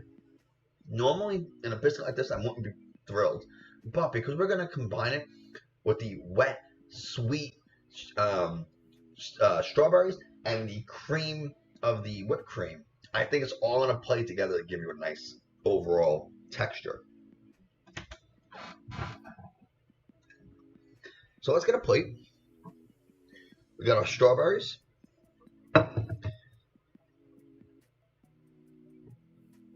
We'll grab 2 biscuits.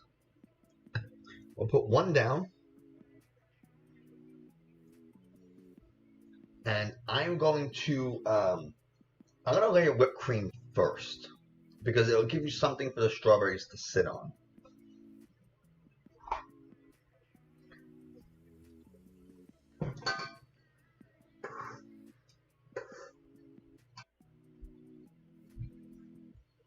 Let's do this. I'm going to get rid of this.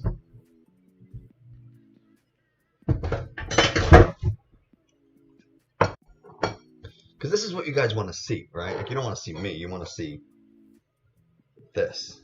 Nice helping of whipped cream. And I'm going to try to, like, create a little indent for our strawberries to go on. I don't know. Chicken cutlet one. Some strawberries.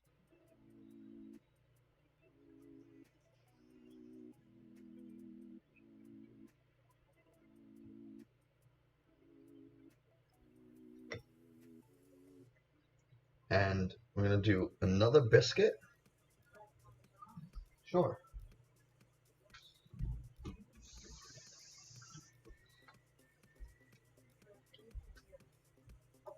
Cheaper. I don't really care. Whatever's cheaper. Another helping of whipped cream.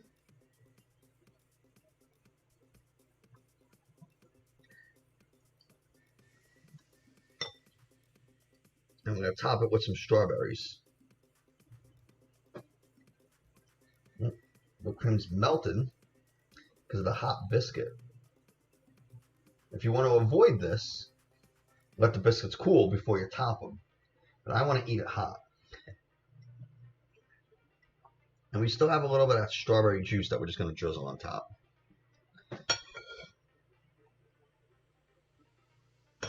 Hey, get back there. Get on there. Obviously, it's not going to look so good because it's just going to be melting. But you got this, the strawberries that we prepared before, because we mixed it with all the sugar, it helped extract all the strawberry juice out of it. And that's what we're using to drizzle right on top. It's just going to keep melting the strawberries, so we're going to have to eat it kind of now. Again, you want to avoid that. You want it to look really pretty in pictures or whatever. Let your biscuits cool, then you stack and top. But we're just going to go right in.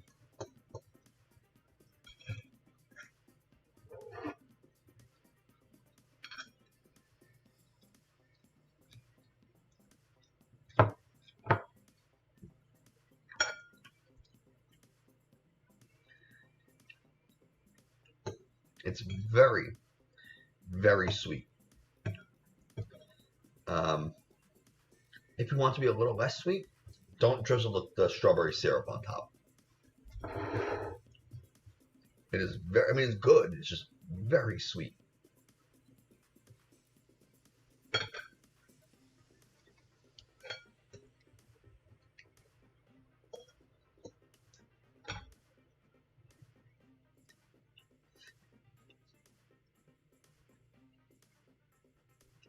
One way you can also kind of dampen the sweetness on this is by not putting sugar in your whipped cream. and a little vanilla, but that's it. Well, you want to try some?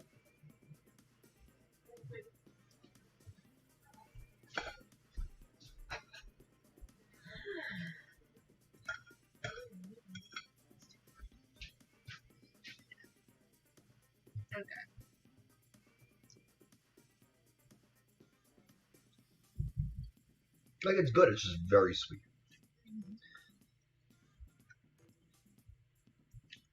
Do you think you would have preferred this with a cake instead of a biscuit? Probably. Right? We have in your mustache. I think a nice angel food cake would go really well with this. Again, angel food cake is gonna be sweet, right? So depending on what you want, if you want a really sweet but like light and fluffy cake, do the angel cake. If you want something a little drier, a little not as sweet, the biscuit. It's all on your personal palate and taste. And like I said, there are ways that you can change this up, make it less sweet. But yeah, that's the strawberry shortcake. And I'm sorry, it doesn't look prettier, but that's just because the biscuits are still hot and all that kind of stuff.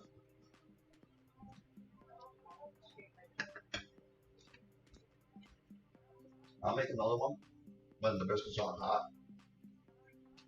Otherwise, it'll just melt before I can get it.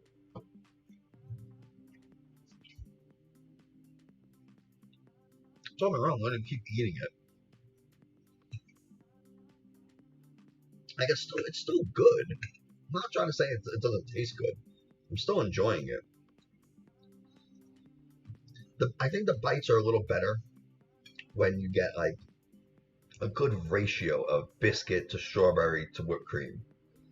If you get too much sweetness and not enough biscuit, it does throw it off a little.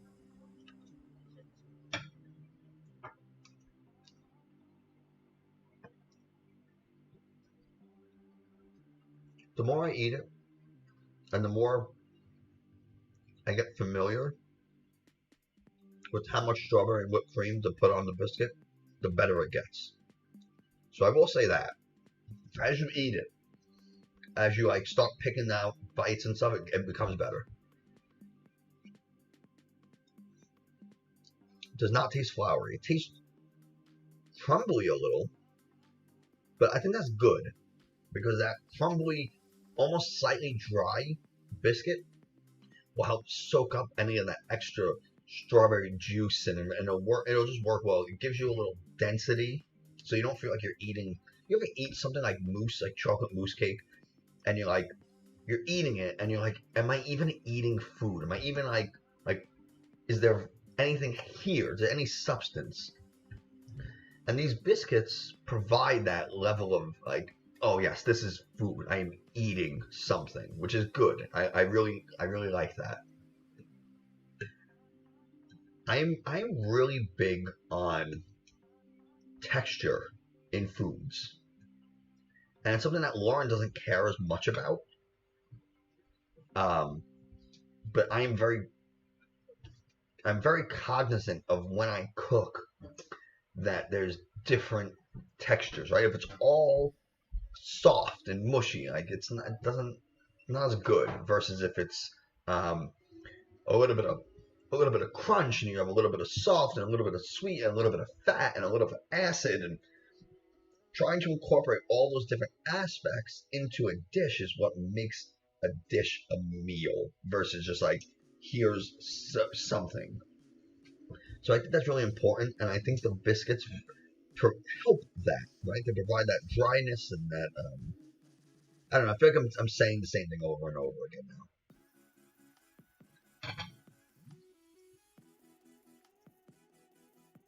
But it is good.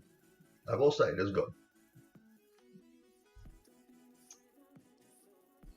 And who knows, if you had a biscuit that maybe rose a little more, a little thicker and fluffier, you might even like it more.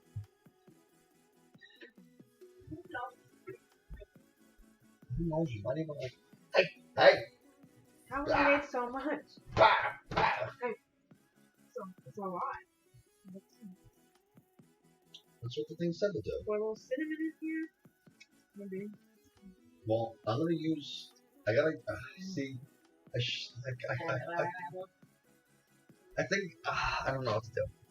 I think. You'll take biscuits over cake any day, but that's just you. Yeah, I mean, like I said, everybody's gonna have their opinion. Everyone's gonna have a preference. Cinnamon and whipped cream is like the shit. That's what. Especially if you're making like French toast or pancakes and you're having whipped cream.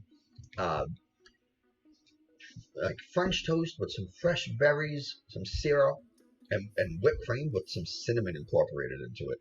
That is what it provides, just like a level of warmth to the whipped cream that you just don't get otherwise.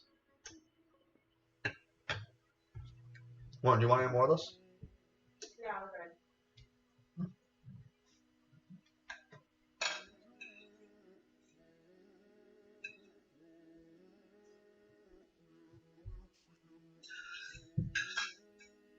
Oh, Jerry, I'm sorry. I didn't know you wanted to. You should have said something.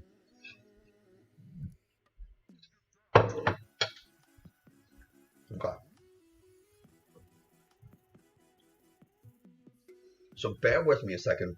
I gotta kind of clean up just a second so we can get ready to do our no-bake cheesecake, which is honestly incredibly easy. I mean, it's you melt some butter, you crush some graham crackers, you mix them together to form like a sand. Okay. Your crust is done.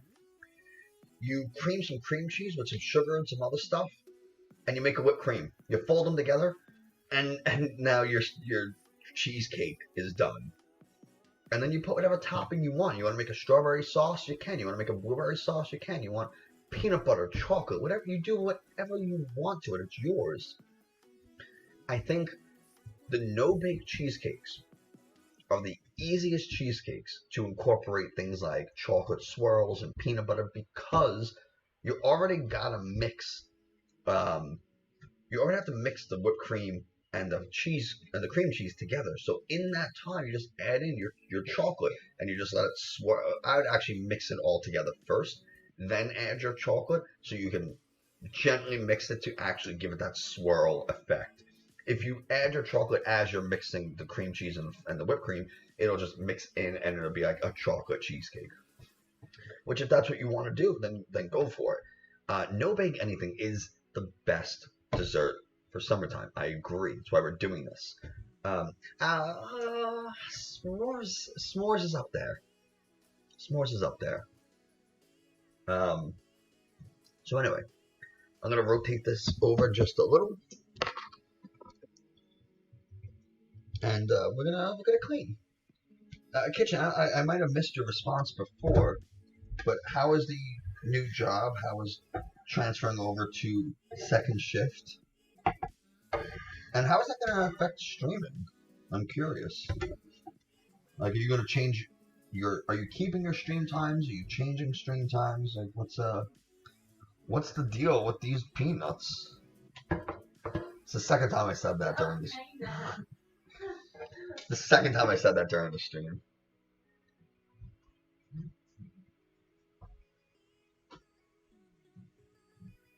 Did you see Hookem actually made like an oven?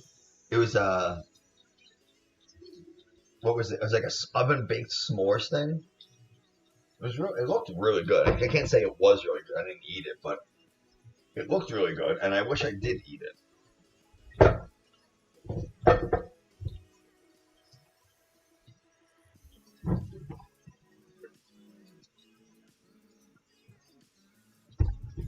It's going well, but it's busy. Yeah, I bet. Even my job has been busy lately. They're like wanting me to do things. Normally my job is like super chill. But lately it's been like, no, we need stuff. So like that always sucks when you have to like work.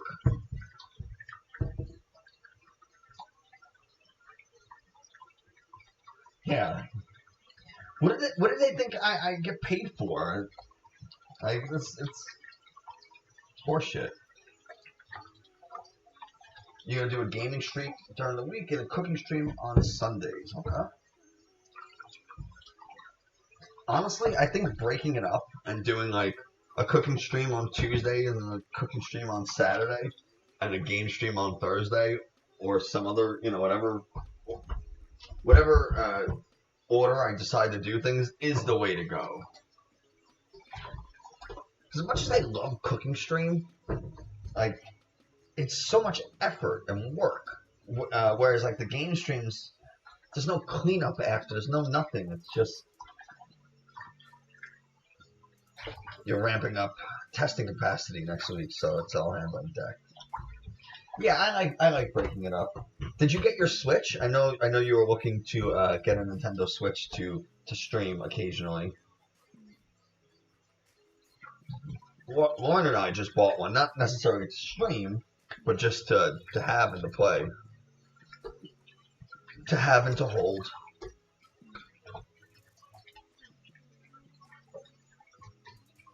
Oh, you have one. Nice. What do you guys play? Like, do you guys play games together? Aside from Animal Crossing, which is what obviously everybody plays except me. What do you play on the Switch?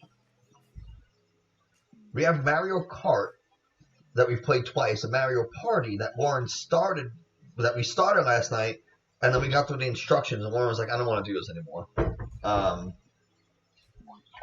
that's like the only multiplayer games. Oh, Zelda. Yeah, but that's... I need a multiplayer game, something I can play with Lauren. Like, I own... I don't know if Lauren knows this, but she saw me playing it the other day. Like, I have like the Pokemon game for the Switch, which I gotta say is really, really good. As someone who was playing, like I was doing a Pokemon stream, I was playing an older Game Boy Advance one. To move over to this newer one is amazing. Like I almost don't want to go back to the other one. The other Pokemon game. When I was streaming.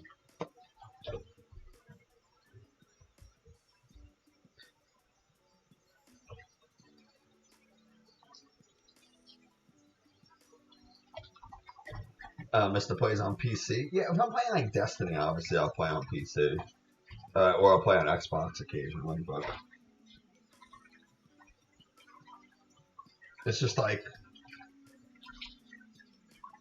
I've honestly never recommended a Pokemon game to anybody in their life, in my life, just because like you either like it or you don't, right? Like it's just nobody.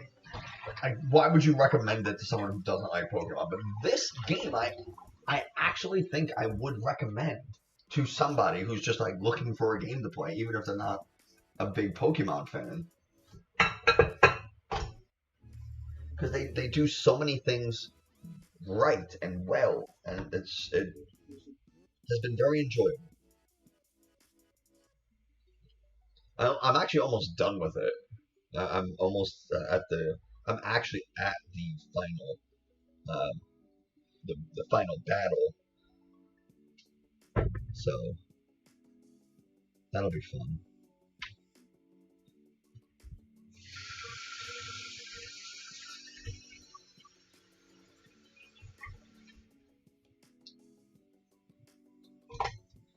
I'm trying to. I try to challenge myself a little. Like I only use Pokemon that like I would that I could find in our neighborhood.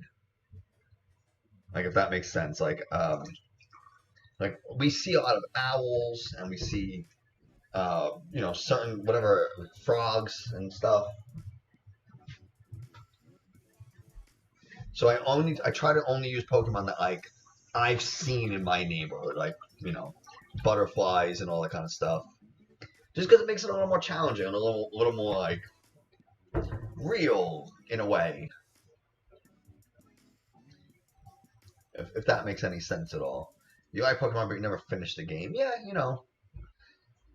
I get that. I really do. So I don't. There's been plenty of that I didn't finish just because you get tired of like fighting the same enemies to level your guys up, and it gets tedious and boring.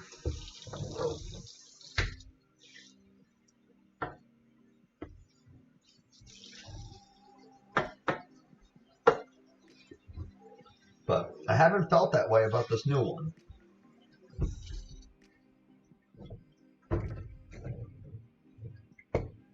It makes sense. Okay, good.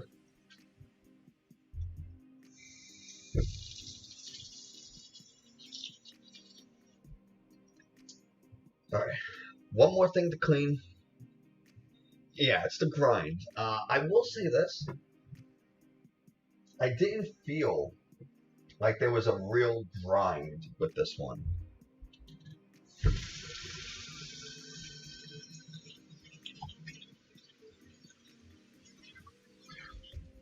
Like at no point have I been like, oh, I've been leveling up these guys for hours.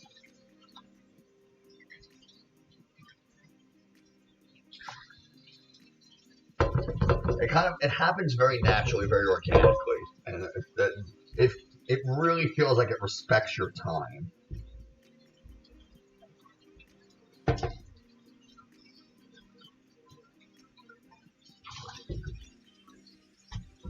Like I don't want to say how or talk about it because I don't. Like, if somebody's gonna go try it, I want it to be like a surprise and fun, and I want them to feel like the same thing I did, like that oh fuck kind of moment that I had, because I've never experienced that in a Pokemon game.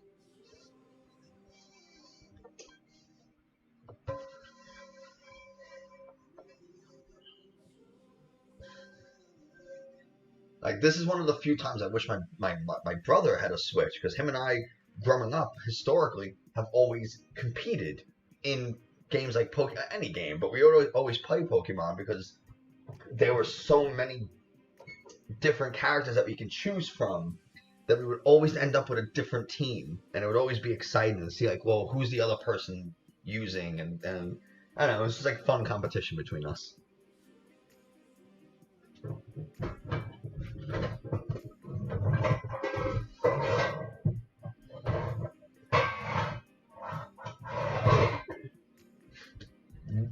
Okay.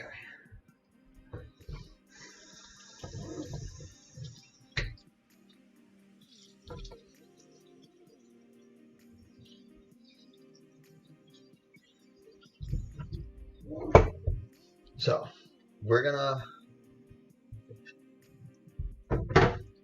I'm gonna leave the cheesecakes plain probably, unless Lauren wants me to make a strawberry sauce.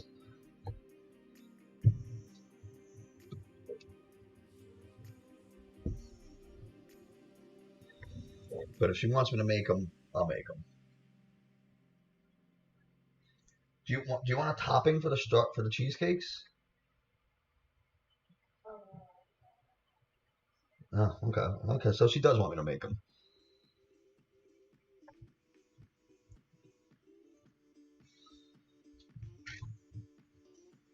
Sorry this is taking so long. I made a huge fucking mess trying to make those biscuits for the strawberry shortcake, so I apologize. We're gonna get started with the cheesecakes in just 2 minutes.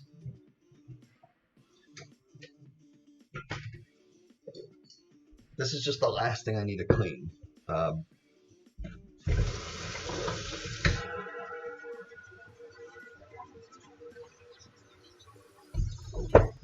Sorry, that was super aggressive amount. I way louder than I expected.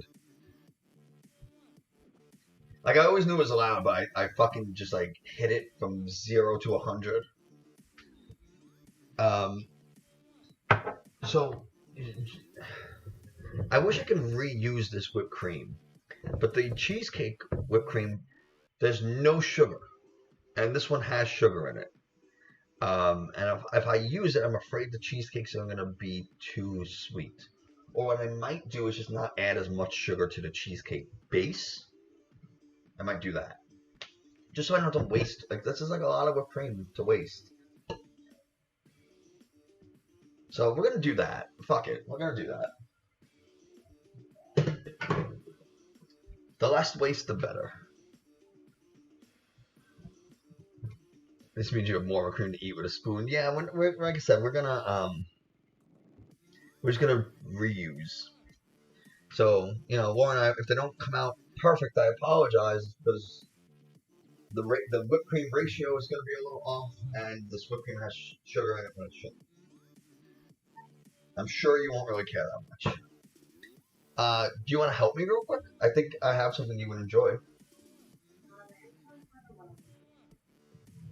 You don't want to smash these graham crackers to crumbs? Yeah, that's what I thought. So here we have 7 graham crackers. It's about 100 grams of graham crackers, and Lauren's going to smash them. We had to cancel our wedding, so we're a little frustrated about that. So Lauren's gonna not destroy everybody's eardrums when she does this. I gotta ask her if she wants to help me. She's like, no, I have things to do. And then I said, oh, you get to smash something, and she's here before I finish the sentence. How small do you want them? Crumbs. Okay, you gotta pay attention. Look, when you do that, this thing is maxing out. I'm sorry, you mentioned the wedding and I got mad. Okay, well, how about this?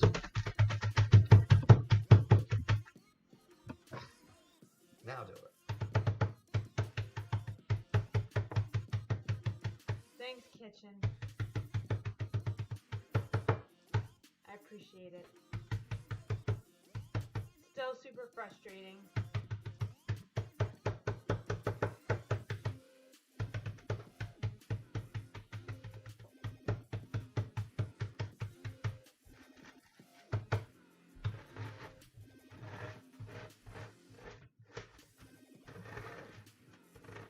Most of it's just because we spent so much time trying to find a venue and all the vendors for photographs, and which we're still getting, and DJ, Everything was planned. photo booth, and It's been a 2-year engagement. and we had invitations, and we knew what favors we were gonna do, and Which we have several boxes of wine goblets. Like maybe anyone. oh yeah, we wants. already bought We have them. like Yeah. 150 of them. Maybe we'll just do like a giveaway. If you want a free mini, they're like this size.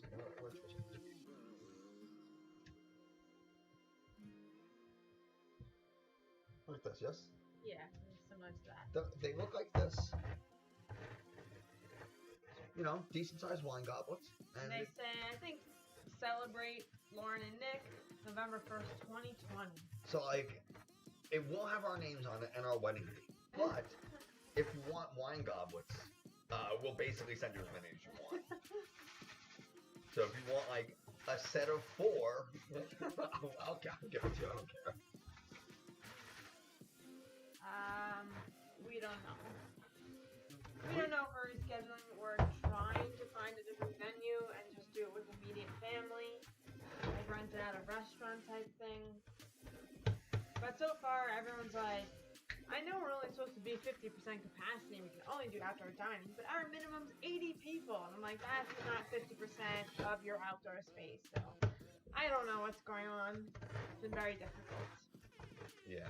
And then the park that we want to possibly get married in and take pictures is like, oh yeah, there's a $750 permit just to take pictures. And I'm like, bitch, What? we took pictures there for an engagement shoot, and ain't nobody ever stopped us, and we didn't pay for no permits. Which means we're probably just gonna go there and let them kick us out. Try to stop me. We'll just get a bunch of photos in, and then someone was gonna come over and kick us out. It's like, all right, well, we got what we got. But we do want the photographer to get photos of us being chased out by the security. That would be funny. And that's not even for the photos. That's just the permit to take the photos, which is horseshit. Need it smaller than this, or? As small as you want to get it. Yeah, for pictures, it's a little stupid. So yeah, I think that'd be hilarious because we show our kids. Yeah, our but we need to family. take then we need to be actually we need to do the wedding ceremony, so we can't get out yet. Yeah. So I've emailed a bunch of vendors today and restaurants to see what we could possibly do.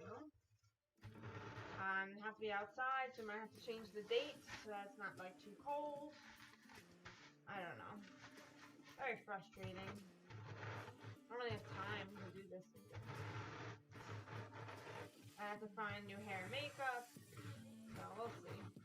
Or maybe Nick could just do my hair. He's doing a good job at it right now. Maybe we'll just do like a Viking hairstyle. I would love that. I'll do my own Viking hair.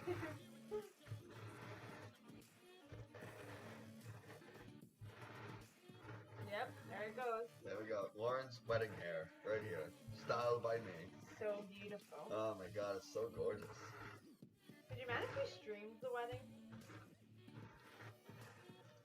Can we stream our wedding? I Would don't you guys know if I watch not. that? Would you watch our wedding on stream? I would do it. I would make it work. Like, here, Ariel, hold this for No, it's like a tripod, you dunce. me. Yeah. Yeah, maybe we will do that. Maybe we'll do it, and then when security comes to kick us out, it'll be fucking funny. It'll be funny as hell. Lauren, I'm not kidding. I do think we should stream our wedding. That'd be fucking great. Yeah. I said very good. You're already gifted twice. You're good. I'll gift you 100 subs. I think that's good. Yeah, so who knows? Honestly, everything's on the table right now. I gotta show me up. Oh my god, you're decimating. I don't know if you guys can see the difference. This is Lauren's crumb and this is mine. Wait. Yeah. Very different. I need to go to one of those rage rooms. I feel like I could use one of those right now. Interesting. Yeah, it did half the work, it does. Obviously it's easier to crush it the second half around.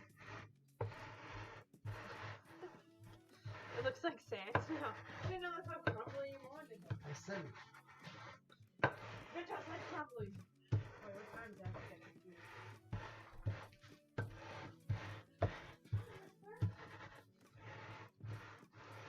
okay. So now our graham crackers have been pulverized. Like this is Okay. this is our graham crackers now. And what we're gonna do is we're gonna melt some butter because we need to mix some butter with our graham crackers, and that's gonna be our crust. I just gotta see how much butter we need.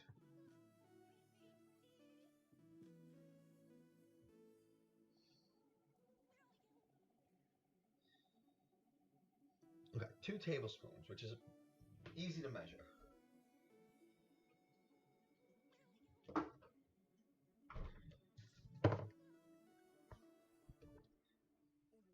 She did half the work for me, please.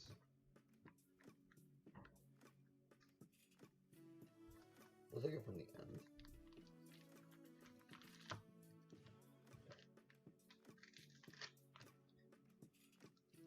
We just gotta melt this butter. And we'll mix it with our graham crackers and we'll just do it like in a bowl or something. If you wanted to make it, so you can do this a few ways, right?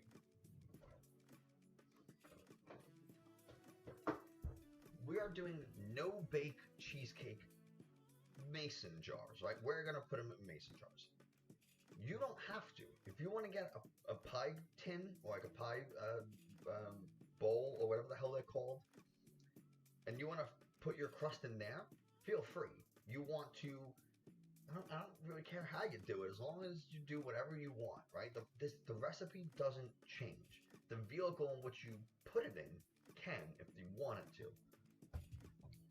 So we're gonna put them in mason jars that look like this. Sorry, that was loud. You can do small jars. You could do 1/2 to 3/4. Half to 3/4 what? What did I say? Half and 3/4 Half and 3/4 of your mom. of my mom? Mister, you talking about my mom? Hey, she's a nice lady.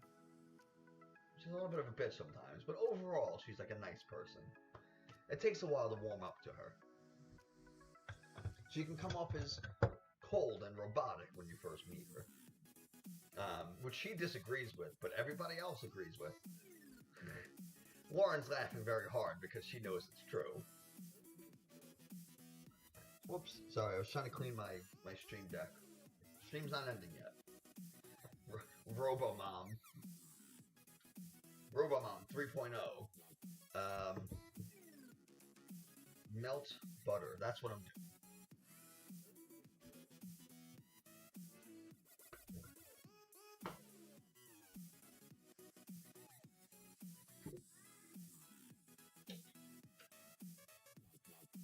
If you want to brown your butter, you're welcome to, right? Browning the butter is going to change the flavor of it. Instead of being really sweet and creamy, it's going to give it a nutty, earthy flavor, and that's just the way the, as the proteins and fat and sugars in the butter start to break down because of the heat, they're going to recombine and form new aromatics and flavors, and that's what we call, that happens in browning the butter. Remember the last time she hugged you? Yeah, Wait, Laura, come here real quick. My mom is not an emotional person, right? She's very, like, calculated, I think is a good word. So, like, this is how she hugs us. And that's it. Lauren, one of the first times my mom went to hug Lauren went in for a full I hug. I was like, oh. And my mom was like, she like stiff-armed her. I was like, oh, okay. And she was like, no, you can't get that close. But then she did personally like hug you, and we were like, whoa, whoa, whoa. I did ask her if she was dying. I was like, is it something I need to know? Like, are we broke? Like, what's happening? Like, what is going on with you? It's not that it's not that she doesn't love us. She's just not an emotional or an affectionate person.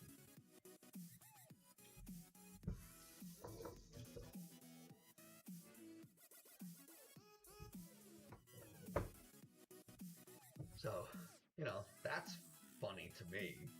And now we just always make fun of her. We've always done that. That's not new.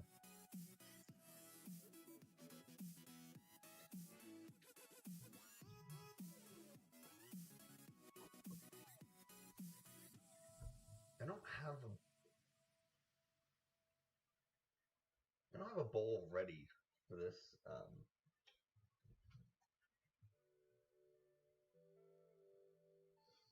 I'm just gonna pour this bag of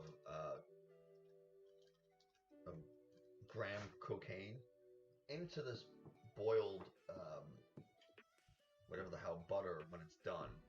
I don't think you need to see the butter being boiled. Like, you can kind of see look, there's the pot. It's not particularly exciting, but I will leave it up just so you can see it. You can see it's happening. Just give it a little stir. That actually, I'm not crazy about the electric oven yet. However, I will say it's very easy to stir stuff in the pan or pot while it's on the stove, because you don't have like the friction of the grates, like the metallic grates that the other ovens do. So that's kind of cool, I guess.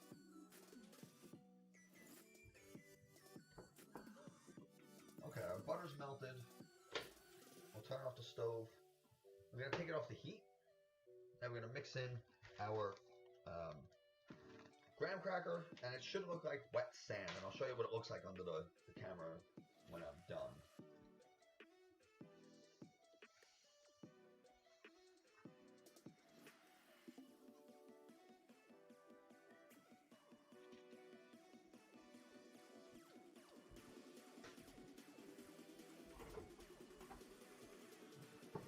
Okay, let's start mixing this up.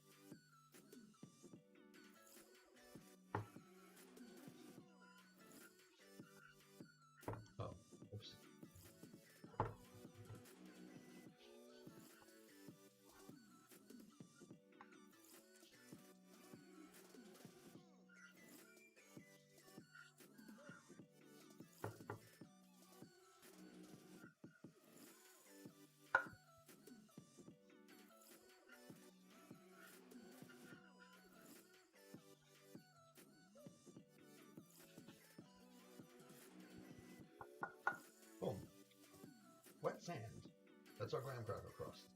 You can see if I press with the spatula, it holds its shape, right? So that's exactly what we're looking for in a graham cracker crust. So like it looks crumbly, but if I press, that's what we want to see. Okay. Lauren's gonna dip out. We ordered lunch because I don't feel like making so many things. Okay. Now I'm gonna scoop this whipped cream into a bowl so I can use this to cream our cream cheese and sugar and stuff together.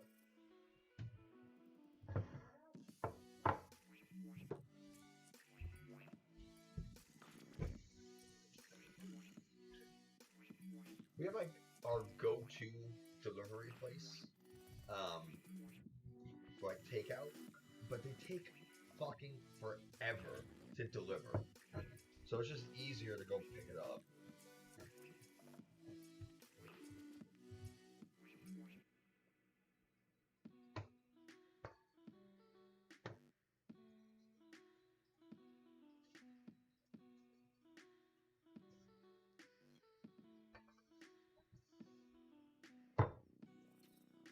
And our bowl is still dirty. That's honestly okay.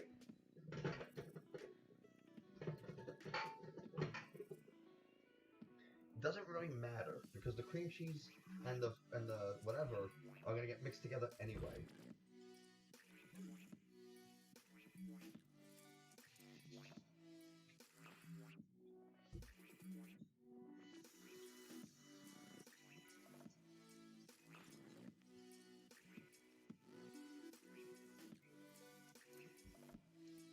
Okay, so this entire time our cream cheese has been sitting at room temperature. In fact, it's been sitting at room temperature for a couple of hours, since like 11 something.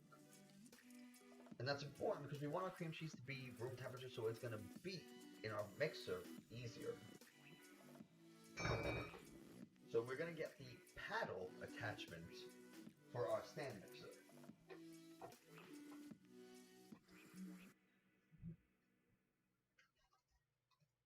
You can, if you want, cut up your cream cheese. I'm going to cut it up, even though it's already softened. I'm going to cut it just because it's going to make it easier. Instead of one huge block. And these no-bake cheesecakes are so easy that we are already halfway done.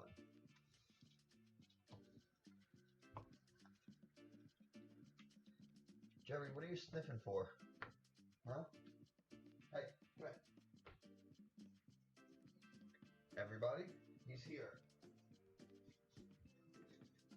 Oh god, look at this. Look at this little face. He is just looking around for food. You want that? You can't have it. He's sitting on my knee right now and he doesn't like it. Okay. So we're gonna throw our cream cheese right into that stand mixer. Then I gotta see how much sugar we need.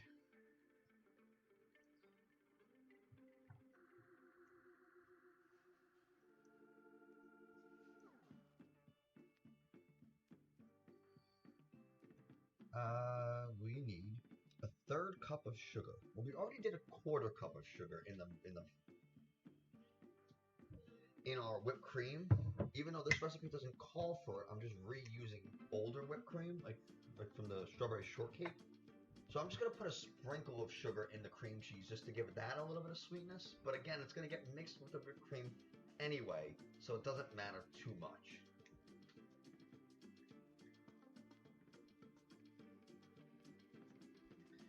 I don't want to go overboard with sugar, one, for health reasons, two, I don't want it to be unbearably sweet. And we're going to put in 2 tablespoons of sour cream, a half teaspoon of vanilla, and a teaspoon of lemon juice. So I have some lemons here.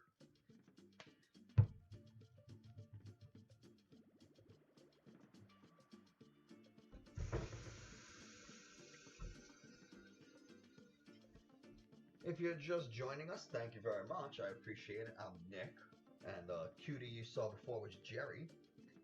And today we did a strawberry shortcake, but you used biscuits instead of cake because, you know, why not? And now we're doing no-bake cheesecakes. So, we're going to just kind of slice the side. It's going to be a lot easier to juice, and it's, you know, it saves you the rest of this if you want to do any garnishes. If you want to get like lemon wedges or slices, now you can, because I didn't cut it in half and just mangle them. I only need a little bit of lemon juice, so I cut off just a small piece. If I need a little bit more, I can, but I only need a teaspoon, so I'm just going to squeeze and measure out a teaspoon.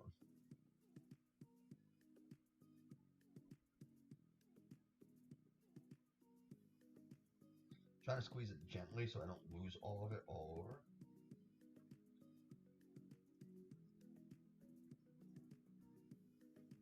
Look at that. Nice teaspoon. And I still have this whole lemon for garnish.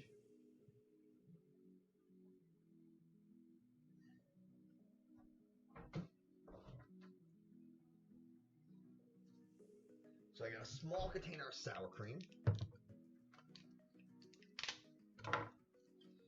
What did I say before? We need 2 tablespoons of sour cream.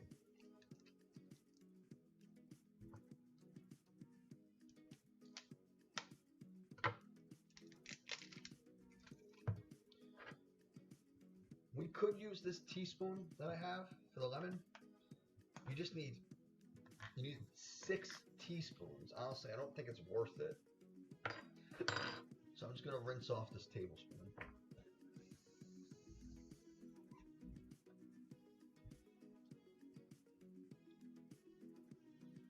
Tablespoon 1. And tablespoon 2. Okay, that's our sour cream. So we got our cream cheese, sugar, sour cream, lemon juice, and we need a little bit of vanilla.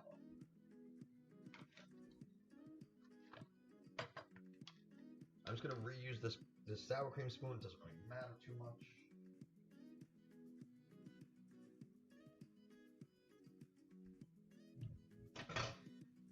Okay, and we're just going to fucking beat this shit together so you can see the stand mixer behind me. I'm going to put it on low at first just to kind of let everything start to get incorporated. You don't want to just go from 0 to fucking blast it, because then you're likely to get things that splatter. So we want to start letting it incorporate together. And while it's happening, I'm just going to start putting some stuff away.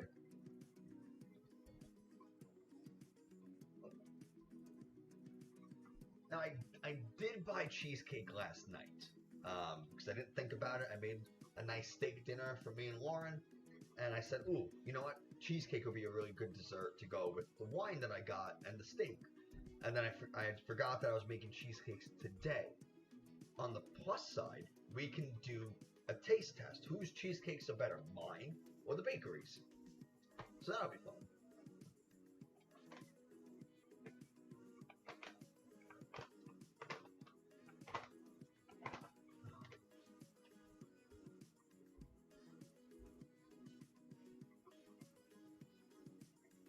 Okay. I'm not sure what I'm doing anymore. I should make this strawberry topping. So how am I going to make this strawberry topping? Well, I have this bowl of strawberries that I already mixed with sugar. And you can see all the strawberry liquid that kind of released from... This is just a little whipped cream. You can see all the strawberry liquid that came out from the strawberries when we added our sugar, right? The sugar is going to help, just like salt, is going to help extract the moisture. So what I'm going to do is I'm going to spoon this strawberry into a pot, into just a small saucepan, and I'm going to save the strawberry juice, and I'm going to mix a little cornstarch in it. And make like a slurry to help thicken the strawberries. And then I'm just going to pour it in, mash it, and cook it all together.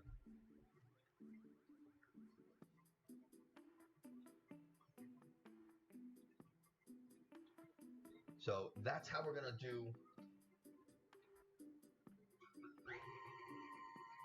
So now I just turned up the speed on that. It's already extremely creamy, very easy. That's what happens when the cream cheese has time to sit at room temperature. If the cream cheese is still really firm, this process will take a little longer, but it'll still work.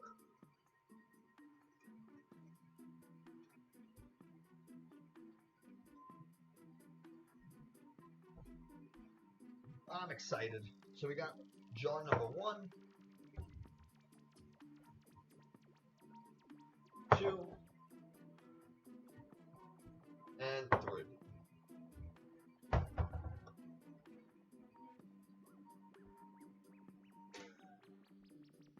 So I'll turn that off. I'm going to spoon some of this graham cracker into our jars. I got quiet? Oh. That's why. Sorry. I turned that down because Lauren was fucking smashing the graham crackers. But I forgot to turn it back up.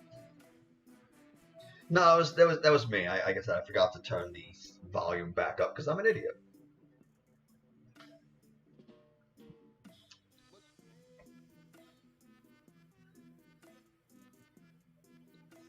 Oh shit!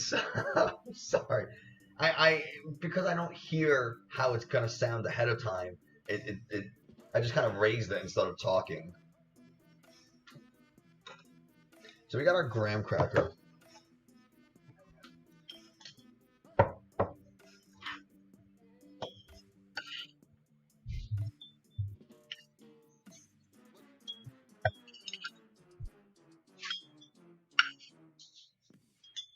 I do about 1.5 to 2 teaspoons. You're watching Brooklyn Nine-Nine. Brooklyn Nine-Nine is a great show. Oh, how much crust do you want? Yeah.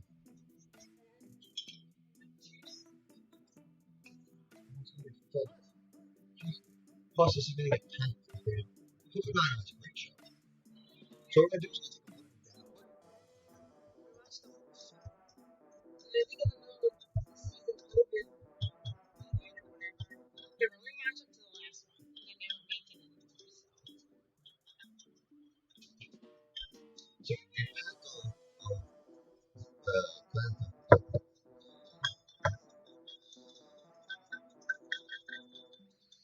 I wish you guys knew Lauren a little more because you would see that she is Amy Santiago.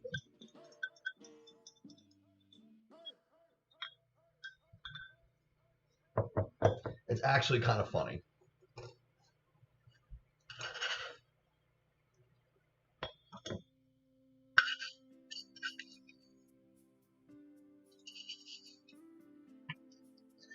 Exactly.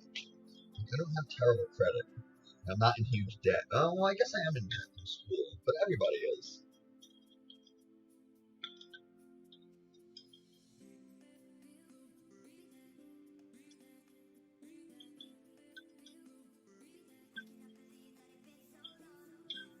I'm just scared that as I cook more, I'm just going to turn into boiled.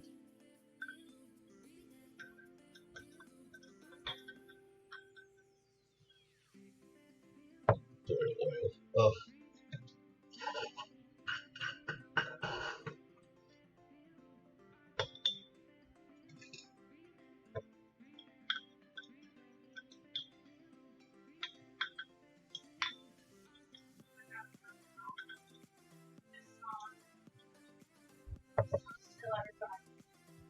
When I went to go pick up the food just now, so we had like a big storm come through on Tuesday, like the remnants of that hurricane that came up north. Huge storm, for our area at least. And there was a lot of downed trees and big branches. And just when I went to go pick up the food, I went down this one block and I saw not one, but 2 huge trees that had fallen on this person's house. Like the trees, not even branches. and it was all taped off, and I felt so bad because that's gotta be the worst. They were probably in their house when it happened too. It's like so terrifying. That sucks. Like at my camp, they said that it was confirmed that a little tornado did actually roll through our camp. We did see the shed like fly up in the air and then crashing down. Like, I wonder if that was like a little tornado. And it was. Yeah, it was pretty wild that day. Okay. Yeah. No, That thing's pretty wild. you ever put a spoon under water and it starts like shooting the water everywhere? I just did that, but I put the water on like full blast and oh man. Oh, hello. Just love him. He's so soft with his haircut. Yeah, he's a soft little boy right now. Hi. Daddy kiss. Let me guess. Wow. Wow, he just fucking totally turned away from me. He curved you. He fucking straight up curved me. I got rejected by my own dog that I cuddle with every day.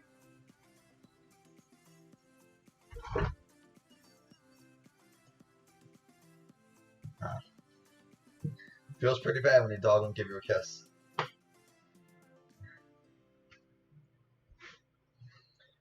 So I'm gonna grab a slotted spoon. You're about to see some pro level shit right here. We are just reusing everything we made. Everything from those strawberry shortcakes that we just made. So this strawberry mixture, I'm gonna take just the strawberries. I'm gonna leave this liquid. I don't have to get all of it, but I'm gonna leave most of it.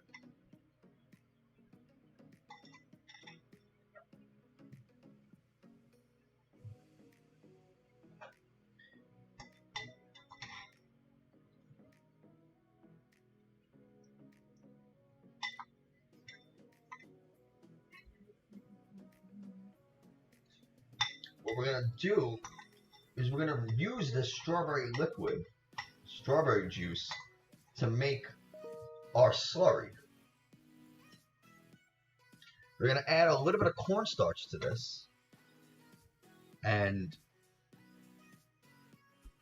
who's emailing me on a Sunday? And why is my work email open? Sorry about that. Today's Saturday. Yeah, whatever. Why are they working? Why are they emailing on a Saturday? Cornstarch.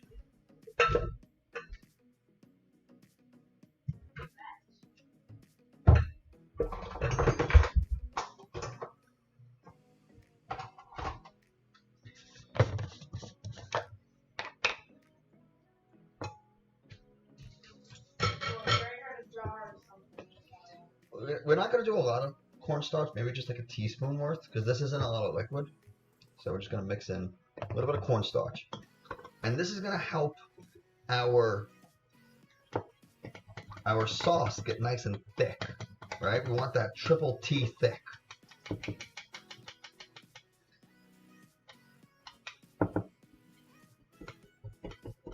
I'm going to get a little whisk, because I don't want any of these clumps. These cornstarch clumps are no good.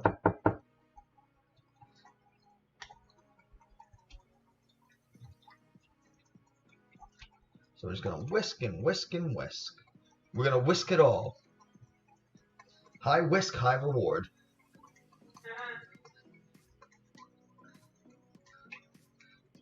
Triple C. Like C, like carrot. Did I say T? I might have. I didn't mean to. Okay, so you can see that cornstarch is dissolved. And we're just going to pour it into our mixture of strawberry. Turn the stove on.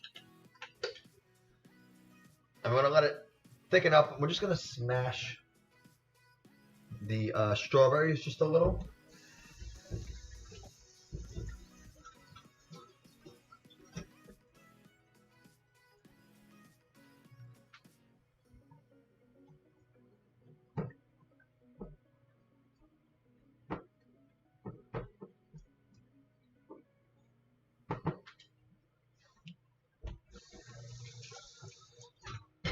Okay. So our whipped cream is made. Our cheese has been creamed, and we got our strawberry sauce going, right?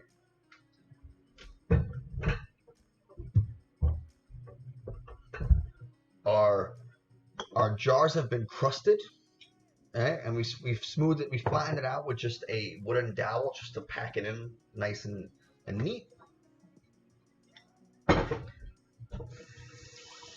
I think it's time that we can fold in our cream cheese and whipped cream mixture.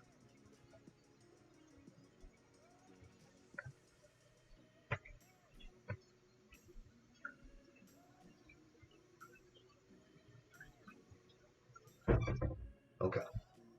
So we're going to do this with a rubber spatula.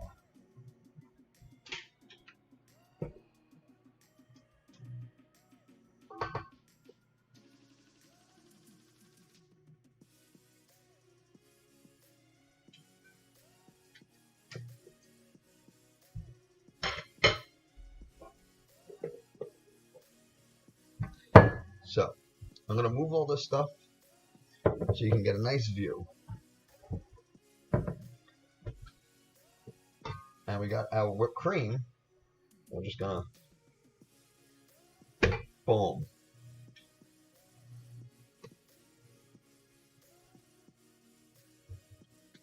And when you do this, you have to make sure that your cream cheese is very, very smooth. Otherwise, it won't work as well. So we don't need to be particularly aggressive with this.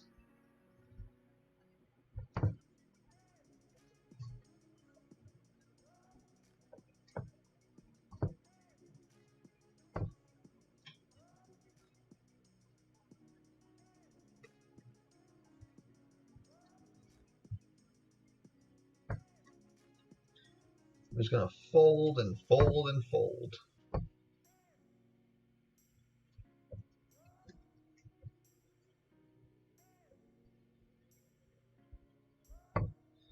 And you can see how light and like look how fluffy and light this cheesecake filling is.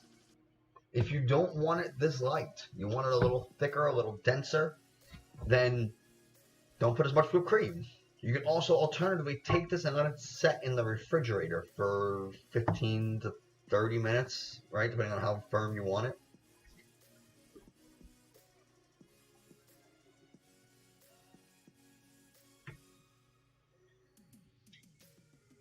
And there you go. There's your cream cheese. There's your cheesecake filling. Lauren, do you want to try a little? Just going to clean this off. The stove is on.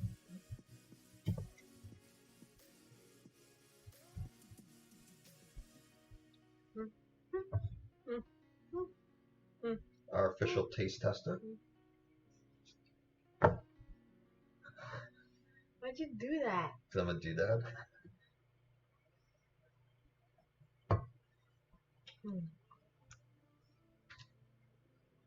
Straight cream cheese.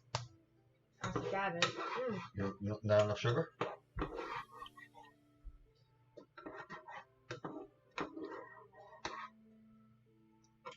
No, I think that's fine. I don't need any more sugar. But it's very cream cheesy. Which I love. Easy. Did you hear what I said? Yes, I did. I'm ignoring it. So our strawberry sauce can probably use a little more cornstarch to help thicken it up.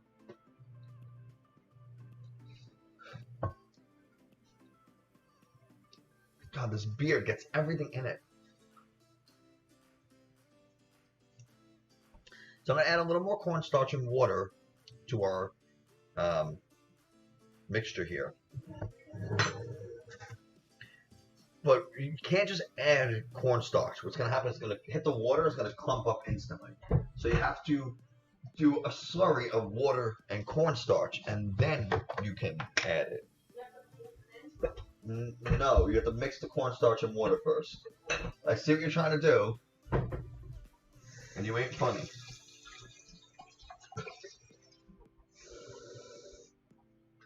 It's also best to use cold water. I don't really know why.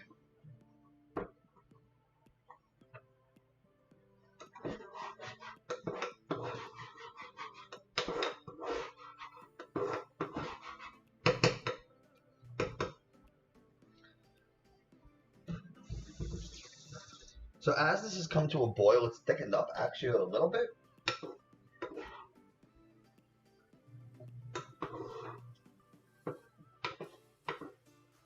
Here we go. What's that? I got paid. I got it.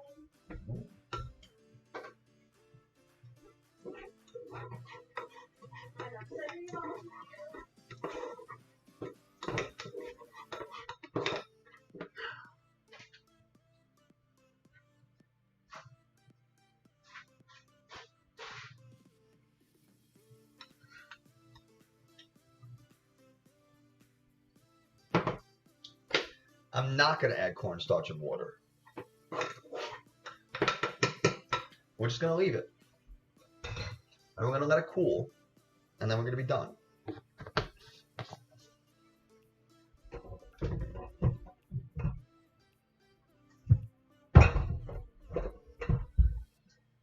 So this will take a while to cool. So what I'm going to do is we're going to spoon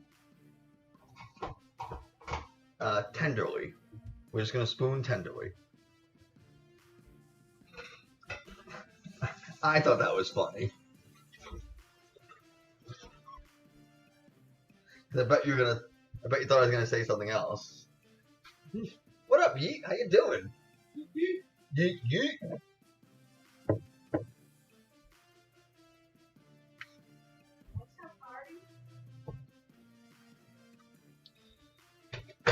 So, sorry, my hand was like covering that. You've been better. Oh, what's wrong?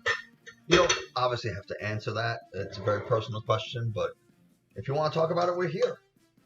If you don't, I totally understand.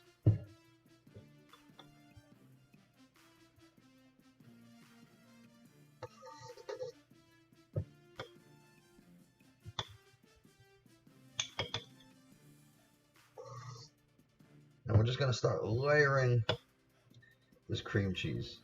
You'll be alright. Oh, well, as long as you'll be alright, that's the most important thing. But you know that you can always reach out to us, whether it's through Discord, talk to us on stream, or DM us.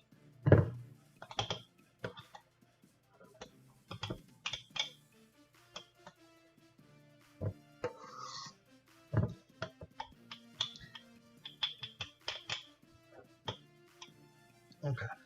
So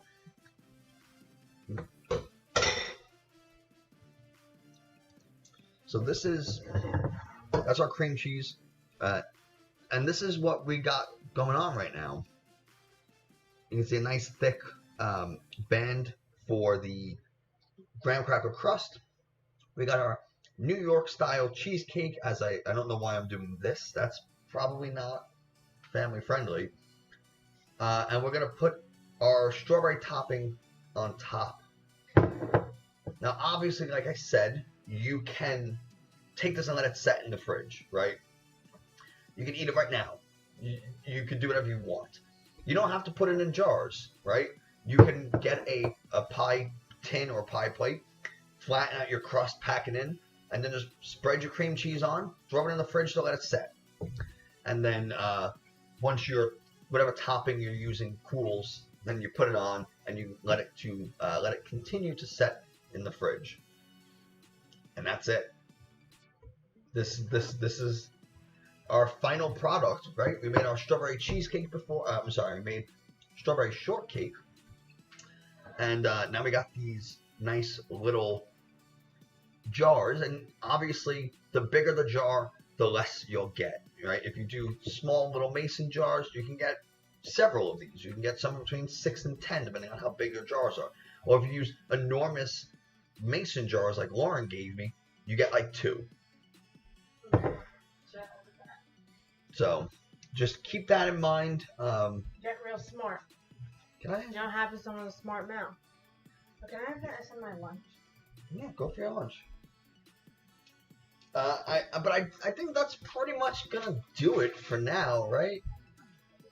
Are you What? done with that? You're not gonna put any berries on top? They gotta cool off, otherwise it'll completely melt this. Do you think I don't know what I'm doing? I'm just here to supervise. No, Watch please that. not the spoon. You almost fucking punted our dog. Maxo, what's up? How you doing? It's very ticklish. Are we saving these for the hike tomorrow? No, we can't bring these jars actually. No, we cannot bring these jars. It's very hike friendly food. Yeah, we're going on a really difficult hike tomorrow. It's called Breakneck Ridge. So if it gives you any idea of the level of difficulty, You might break your neck. I'm gonna go now. so I'm gonna fill up this last jar, and I think we're gonna go. So we'll do our little announcement, call to action, update stuff while we're doing this. First, I just want to thank everybody for stopping in. I appreciate it very, very much. Second, if you like what you're watching, you can hit follow, and it's the easiest and freest way to help support us. If you say, man, these guys are great, I really want to help them out, then you can subscribe like Mexican Boy earlier, and they even gifted a sub, so that was very kind of them. What else we got? We have a podcast that Lauren and I do. We do a weekly science comedy podcast. So, also Mr. Nays and Kitchen Witch they subscribed earlier as well, and Lauren's gonna give a shout out to Kitchen Witch because she is a great streamer.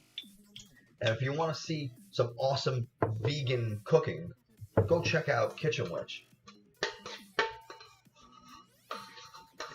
But we do a weekly science comedy podcast where we kind of debunk myths and misconceptions that we find on the internet about science, obviously.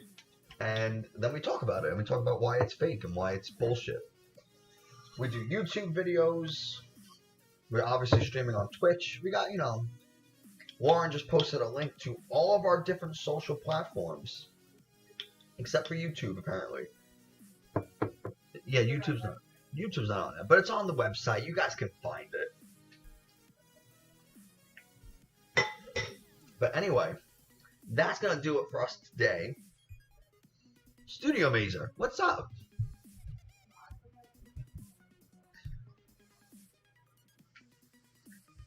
How's it going?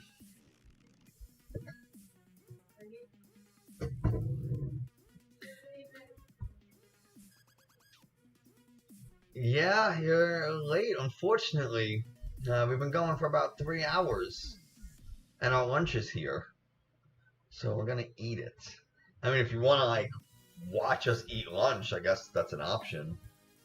But I think that's kind of boring. But, But,